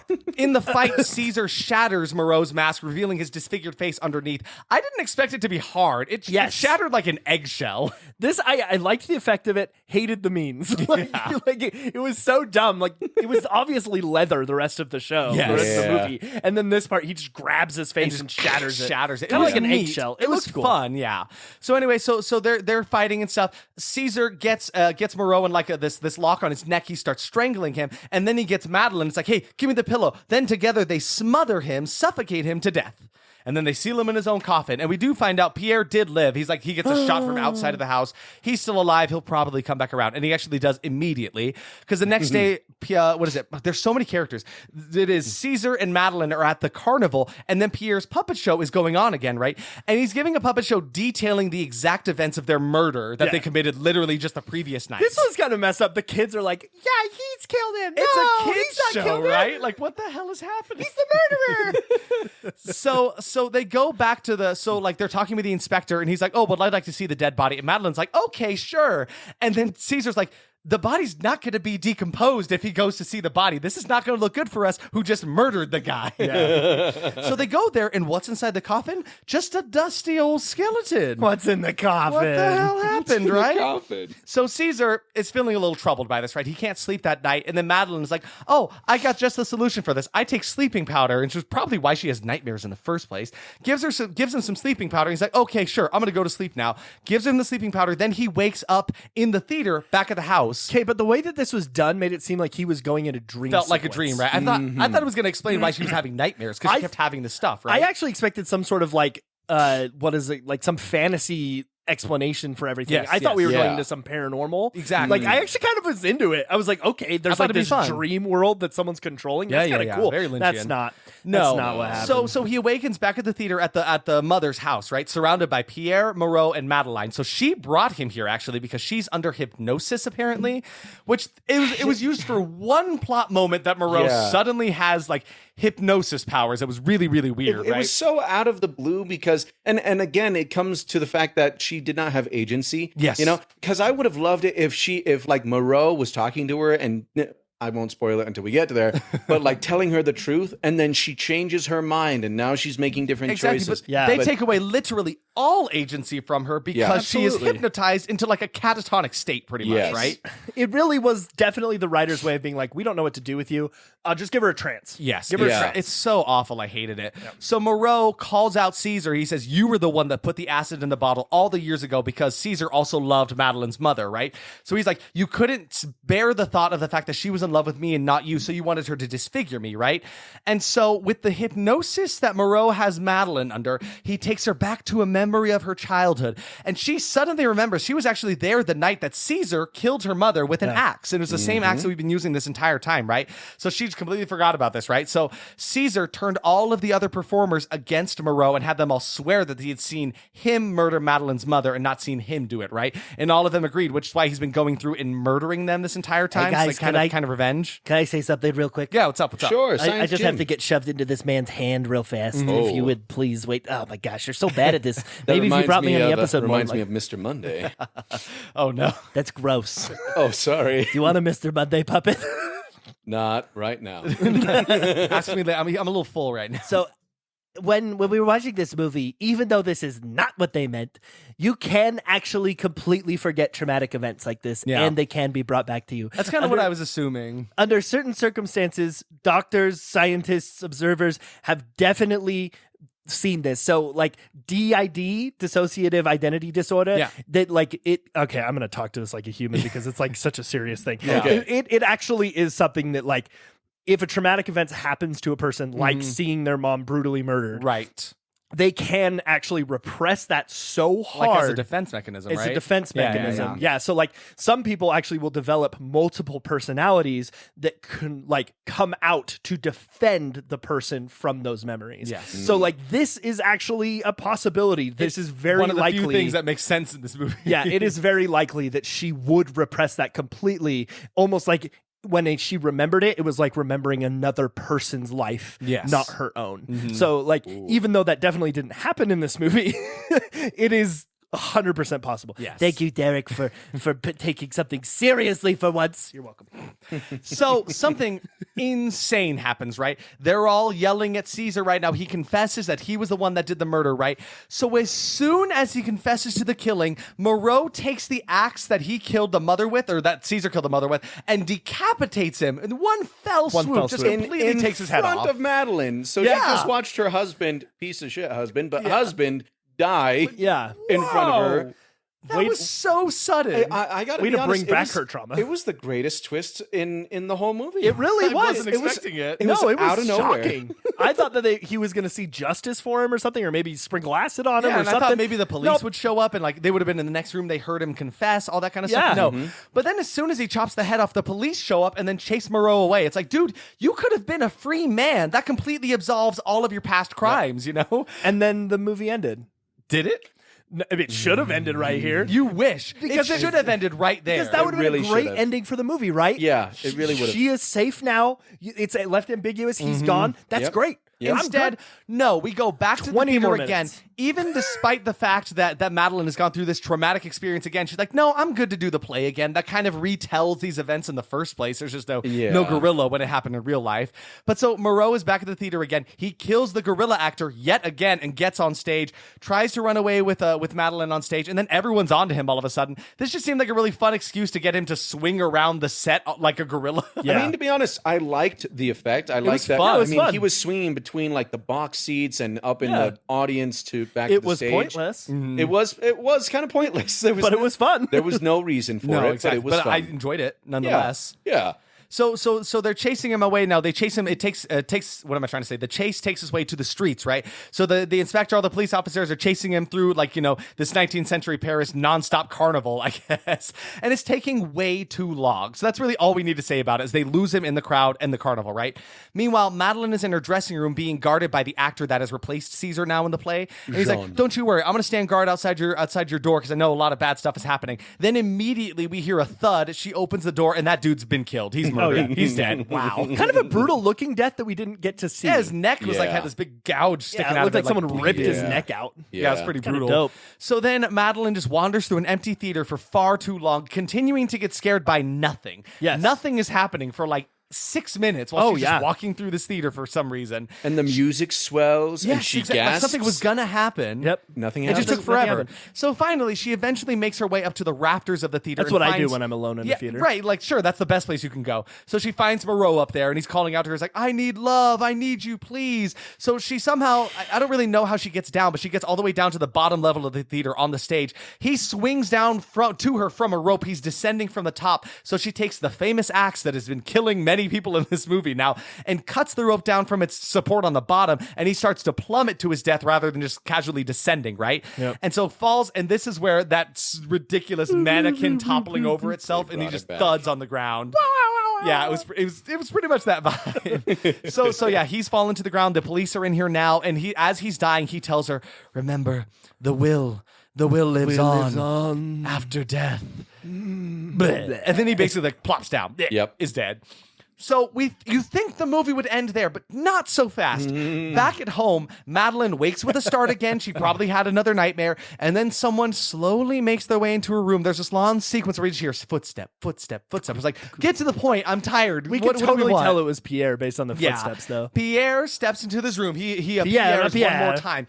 And as he's walking towards her menacingly, we see Moreau's face like superimposed over Pierre's face as he extends a flower to her, and she screams, roll credits. So I guess we're to assume that like Moreau's spirit, his will, now lives on inside of Pierre? Like, what is happening?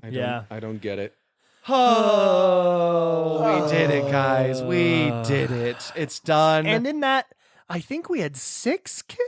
Something it's like hard that. because a lot of those acid splash deaths were never like told to us if they were explicitly dead, right? I'm just assuming they died. Yes, right. But like with immediate medical attention, they probably wouldn't have died. Yeah. So I don't know. I don't know. I think it was like 6 to 8 deaths throughout this Something movie. like that, I couldn't right? find a count. I don't want to rewatch the movie and count. No. Yeah. So shall we discuss our expectations where they ended up being, Let's do it, yeah.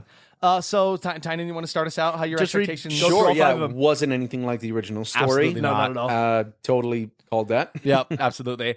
I said it was going to be very sexed up, and really only in that one wild party scene with the courtesan was like very sexed up. The rest of it actually wasn't that bad. Yeah. Going to be cheesy as hell. Not cheesy, but just messy. So kind of like melted cheese. Yeah. Uh-huh. Yeah. Classic 70s, totally. Totally. I had some tropes there, and it had, like, the crazy character, I think, for this movie was the guy who played Pierre. His name Yes. was Michael Dunn. Michael Dunn. And I'd love to talk to him a little bit later, but he was kind of like the crazy character. He was clapping and laughing in certain Yeah. portions of the movie. Kind and of like Psycho one. Yeah, I think he was kind of the psycho character. Totally. I said it was going to be if Looney Tunes made a horror movie, and I mean, kind of. There were some very silly moments and odd music instruments specifically used throughout, but not quite as much as I thought before. For sure. I said the cinematography would be the scariest part. Yeah, I mean, scariest, but not in the way that I meant it. Yeah. It was not good. Like, there was a lot that were just so messy. It was focusing on the wrong things, or it was looking elsewhere. Like, there were a lot of times where, like, they would be focused on 2 people doing a scene, and then those people would leave and the camera would stay. Yeah. And then it would move. Yes. So, like, some interesting shots for the most part, but a mess. And the only exception to that, I would say, is in the dream sequences. But that's where they really channeled, like, the Hitchcock and Yes, stuff. totally. Yeah. There was a murderer. There I was right. You were correct. You were right. Absolutely. Good work. I did it. I said there was going to be fun camera work, and like it wasn't a standout, but there were some interesting shots that kept me mostly engaged. The dream sequences Yeah, had a for lot of sure. really fun camera work going on throughout those. For sure. A Phantom of the Opera? Kinda, yeah. I mean, Kinda. Eric, Yep. a phantom at an opera house. Basically. Killing people. Acid. Very confusing plot as well. Oh, yeah. God. Very- yes. Boy, you had the nail on the nail. You had the nail on the Yeah. nail. Not even the nail on the I head, just the hammered nail it. on the nail. With I a said screwdriver. I said awfully The hammer vibrant is my colors, and penis. like just the carnival in front of the theater really had like the bright, crazy colors in it, right? Like Yeah. there wasn't a lot else going on. But it was shown in the trailer, so it seemed like it was going to be a lot more. Some frights that maybe were scary during the time. Maybe? I'm not really completely sure. I watched this movie with that expectation, right? I was like, is any of this going to be scary? And I think maybe like the cheating, the adultery was really adultery, scary at the yeah. time. Or like people getting their faces burned or buried alive is also scary. It's true. I mean, you're afraid of being buried alive. I mean, oh, don't get me started. Claustrophobia. So like, I don't know. There just wasn't really any tension. It was all just a mess. yeah. Yeah. My last one, I totally forgot it. It was awkward fights. Yeah. Yeah. Yeah, definitely. Yeah. I said my final one is I will laugh way more than intended, and I think laughing at this movie was the only way I survived it. Yeah, for real.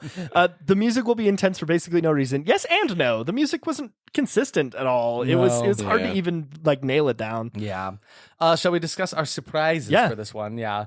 Did anything surprise you in this movie, Tynan? Just like Moreau chopping Caesar's freaking head off. Yeah, dude. Like it just came out of nowhere. It didn't even feel like it was motivated by his character. It makes sense, but it was just so random. So I was very surprised at that. It was a satisfying surprise. Truly. It was. Yeah, It was a it was great good, surprise, yeah. especially because we've grown to hate this character. Yeah. And at this point, we had, as a group, deciphered that ending, so we knew his plot before it even appeared itself. totally. So, like, to see him die in that way was very satisfying. Yeah. Yeah. Anything else surprise you? Give it all. I love Michael Dunn. Yeah, go. Here you go. Pink, pink, pink. Oh, Michael thank you. Dunn box. I like the fact that this character started out as like you get upon the high horse to tell your story. Now he doesn't do that anymore. He just builds a box for you to get on. My back hurt. Okay. I have to go to a horse chiropractic. He did retire. Thank you very much, High Horse, for the soapbox. So Michael Dunn, I loved him in the movie, and I was interested in what else he's been in. Mm-hmm. And I learned a little bit about his life. He has been a cheerleader, an editor of his college newspaper, Wow. a sports reporter, a pianist, a hotel detective, a missionary, and an Oscar nominee for his narrator role in Ship of Fools. That's Cool. wild. Now, for any of you who don't know who Michael Dunn is, he was a little person actor. He died very soon after this movie was made, He actually. was only like 38, right? Yeah, 38. Wow. He had an IQ of 178. And he had to give up playing piano because he had condystomy. I'm definitely mispronouncing Something like that. Yeah, and one of his quotes that he's known for is, quote, "Frankly, I knew there wouldn't be much competition for roles in this industry. There aren't too many dwarfs who can act." Close quote. So he's just love like that. what an inspiring individual to go into this industry and just be like, you know what?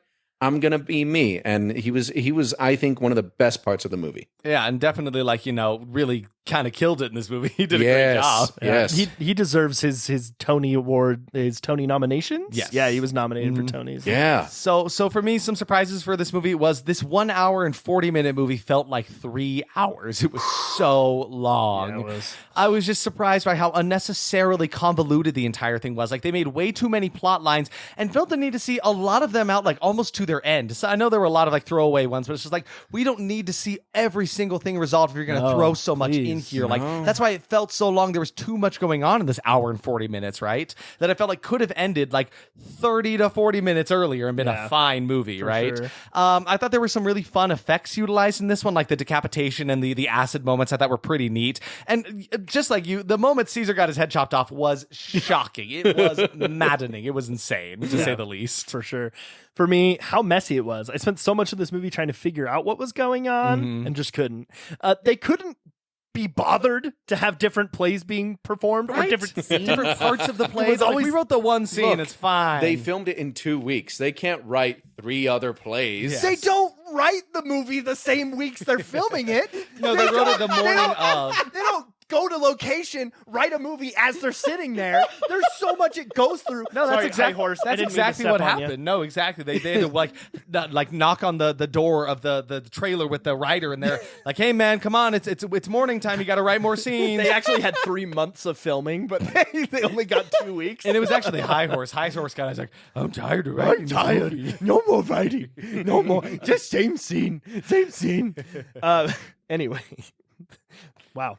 Definitely funner with friends. This dialogue in the movie itself lent it so well to the Mystery Science Theater format. Oh, 100%. Like, I was so surprised at that. I mean, we make fun of every movie we Totally. watch. But, like, when we were sitting watching this one, there was something about, like, for specifics, like, that comment I made at the beginning of the movie about the guy, I asked you to notice my mask or Yes, whatever. yes. Like, the reason that was so funny is because we imagined that character saying that, right, in that moment. We made our own fun. And I think Yeah. that this movie, more than others, really lent it to that, and it surprised me. And then finally, also that this movie ended like 8 times. Yes. I was so surprised it kept going. It's one of those movies where I'm like, you cannot be serious. There's 30 more minutes left in this. What Yeah. could happen? What could they possibly do? for Yeah. sure. And then finally, the dream sequences. They surprised They me were that I nice. even enjoyed them at all. I know, I did like those. They had an uncanny valley look to A them. little bit. Yes, Yeah, a little totally. bit. All right. Shall we discuss our Tynan, did you scores, give the this a verdicts for verdict? this? A verdict. What's your like cheesy, like so bad it's good kind of like? I think this was horrible. Okay, Because I think the maybe it was the rushed production Yeah. of it just made the film not hit the mark on, I'm sure, what they wanted to be. So many different goals, but it is just a fun watch. I can't say that it was necessarily the best effort because they shot it in 2 weeks, but I would say it was horrible. It's an enjoyable watch. Is that the correct verdict? So, that works. absolutely. Absolutely, yeah. But you, For me, I wouldn't say that one was boreable for me. Like this movie could have been only an hour long and been a decent murder mystery type of thriller, but it dragged on for far too long. It was confusing with its plots and its cuts between the scenes. It was just way too much, and it made this movie kind of drain a little bit of my life away. Yeah. But what made it really enjoyable was that the fact that I watched it with the two of you, and like we made our fun with it. So like you could hardly call this an Edgar Allan Poe adaptation of the Murders in the Rue Morgue, and so like no monkeying around. Don't watch this movie alone. Like, please, if you're going to watch this movie, watch it within a group, Mystery Science Theater 3000 style. Like that's the best way I can recommend to enjoy this movie. Sure. Yeah. And for me, as well as you, Tynan, that was horrible. For me, Rue Morgue was a great time, but only because we were laughing and having fun the entire time. So I think we're all along the lines of fun with friends, right? Yes, we're close. While it has some redeeming qualities, in the end, it is a jumbled mess of inconsistent plot lines, poorly acted scenes, and incoherent dialogue. I don't rue the day I watched this, but I do think I ended up in a morgue. Blood. Did somebody say morgue? Did Hey, what's up? Blood. Hey, look, yes, we got murders you. in the Rue Morgue. Wait, count trivia. Who is that? Count trivia. Listen to me. Who is Listen to me. the I know you have man? incredible hearing. Who Listen. is the man wow. with the blood? Yes, I hear you. But Remember I'm last looking at the episode? blood I think it bag was over a there. couple episodes. I promised to start bringing you food. You brought Oh, Derek. You brought me a snack. Is Yeah, I that- got you some pretzels. You brought me but there's No, you don't eat. the blood. man over there, and he's not my snack. You don't get to eat. The man him. over there, he's not- No, he is. I don't. He has a lovely wife and some dogs to go home to after. Well, to go kind home to after this. Yeah. What kind of pretzels are they? They're blood filled. Blood for bread. Okay, yeah. You don't need with that, man. Come on, like, I I'll know. take my blood filled pretzels, and then I you take call your them trivia. I call them the Alanis Morissette pretzels because they're a little irony. They're a little ironic. Ooh. That joke sucked. I want you to kill me now after that. Okay, yeah. You after the recording, I'll meet you. We'll finish the it'll be because fine. blood has iron and you're a vampire. No, I Don't got make me it. That- explain the joke. You take your trivia. I'm leaving now. I'll leave the jokes to you, the professionals. And Count Trivia, may I just say, your eyes are much more frightening up close. Like they're This is how I just. use hypnosis. I'll make you remember traumatic events from your childhood. My dad was an alcoholic. Oh God!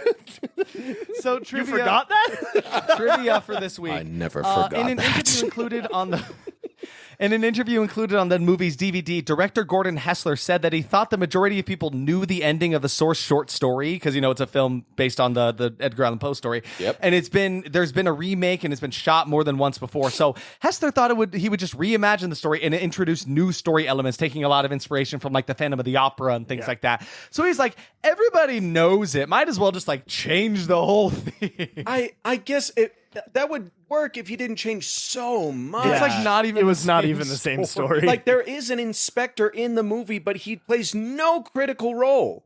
No, Like he's absolutely not Auguste Dupin, who inspired Sherlock Holmes, and like there is nothing inspiring about the inspector. not even a little bit. For sure. Next up, we got the film was made and released about exactly 130 years after its source short story of the same name by Edgar Allan Poe had been first published in 1841. So that's kind of neat. Wow. I mean, like it's kind of a convoluted number, but like it's kind of cute.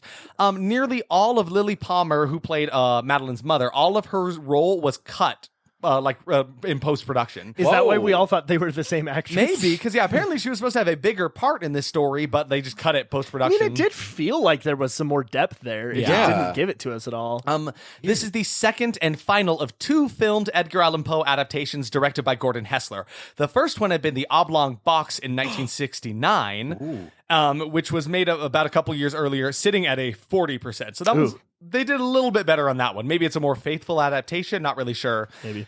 And then apparently, Derek actually is the one who put me onto this one. On the Wikipedia page, we found out apparently Victor Price. Vincent Price? Vincent Price. Wow, I wrote Victor. I was like, that doesn't look right. Vincent Price. brother. Victor Price It's was his me, brother. Victor Price. Vincent Price had wanted to be a part of this film. It was kind of upset he wasn't involved, which is kind of funny because, like, I don't like Vincent Price. Stay away. You have better love things to be the doing. movie. Victor He Price, I was- guess you can be involved in this production. And he was already involved in The Mask of the Red Death, and that was actually I mean, I saw it for free on YouTube, so go look at that before they take it down. But that was actually a pretty good film. The Mask of the Red Death. He was involved in another one too. I can't remember what it's called. Oh no, he's been involved in a lot there. So Hessler said that Robards, this is Jason Robards who played Caesar in the movie, was quote fine to work with, but 2 weeks into filming, he told Hessler that he had the wrong part and he wanted to be doing the other part because he wanted to be playing Moreau in this movie. Hessler would have been happy to give him another role, but by then it was too late. They were only filming this movie for 2 weeks, so it's like the quote here says, "It's always the monster who gets the best part in a horror picture. It's much more juicy," is what Hessler said. So yeah, apparently Robards was like, I was cast in the wrong role in this movie, guys. I really need to be playing the other character in this, but by that point couldn't really change it by then. Dang. So that's us. That's it. So Tynan, Yes. when we came onto your podcast, you gave us some cool little Oh, bracelets. I'm so excited for this, You gave us some guys. cool little bracelets. We got something what? for you. We got something for you. Check this out. So I'm a big fan of 3D printing. It's a big deal in my life. So I thought I'd 3D print you something. Here you go. I'm gonna throw it at you. It's a little bust of Edgar Allan Poe that says the Poe Show on it. He's dead. I He hope died. he's just sitting there smiling at it. Trivia, it's you now. You can eat him. Please show it to the camera here. It's the Poe Show little bust. Yeah, we thought it'd be fun. Just Give a you little something to thank take. you from us to you for Thanks for coming onto coming our on. podcast, letting us onto your thing. We've been a we blast. shared this little experience with each other, all of its trials and tribulations. He's dead. speechless. He has Dead nothing to man. say. Don't die. We don't want to take you to the Rue What is Morgue. Count Trivia going to do if you die? He's gonna suck your blood. Thank you. Thank you. This is so perfect. The dogs are so happy. The dogs for you. are living it up about Screaming. this. Thank you so much. Absolutely. Of course. Thank you Absolutely for joining amazing. us. Do you want to pitch yourself? Throw everybody out there. Where are you at? Sure. So you can find the Poe Show on Spotify and YouTube for free. You can find the Poe Show on Instagram at the Poe Show podcast. You can email the Poe Show at poeshowpod@gmail.com. If you have any story suggestions, if you have any questions, if you have anything, then leave it in YouTube comments. Email the Poe Show, and I'm also on Threads, also at the Poe Show podcast.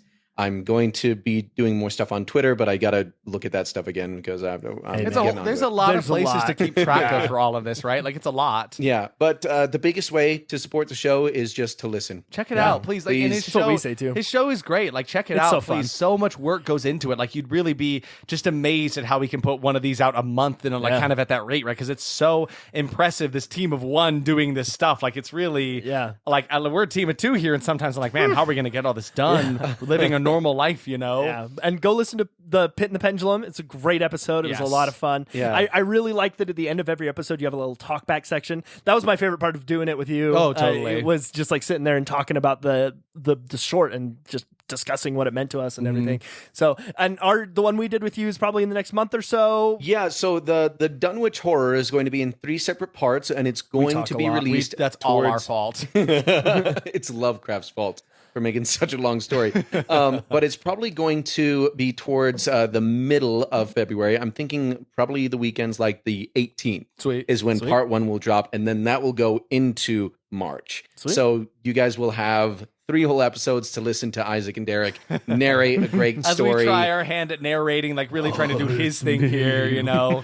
Me will be the Yeah, exactly. Yes, please feel so inclined. Go check out Tynan. Follow him on all the social medias you can, because those things really do help out. You know, that kind of engagement. Even if you just like follow him and don't ever engage with any posts, that's your call. But you know, just like help out creators and stuff like that. Right? Give the podcast a good rating. That will definitely. Truly though, it takes such Do that little for us, time. too. I found yes, please rate us if you so choose as well. But I found myself doing that more now too with like podcasts and things I listen to. It's like it's so simple to go in and give it a rating, just like a quick thing that probably helps out a lot, right? It does. Yes. And so you can find us on all of our socials. We're at Instagram at that_was_horrible, Twitter at TWH Podcast, Facebook at That Was Horrible Podcast, YouTube at That Was Horrible, and TikTok at That Was Horrible. Join us next week. We are going to be watching Popcorn from 1991.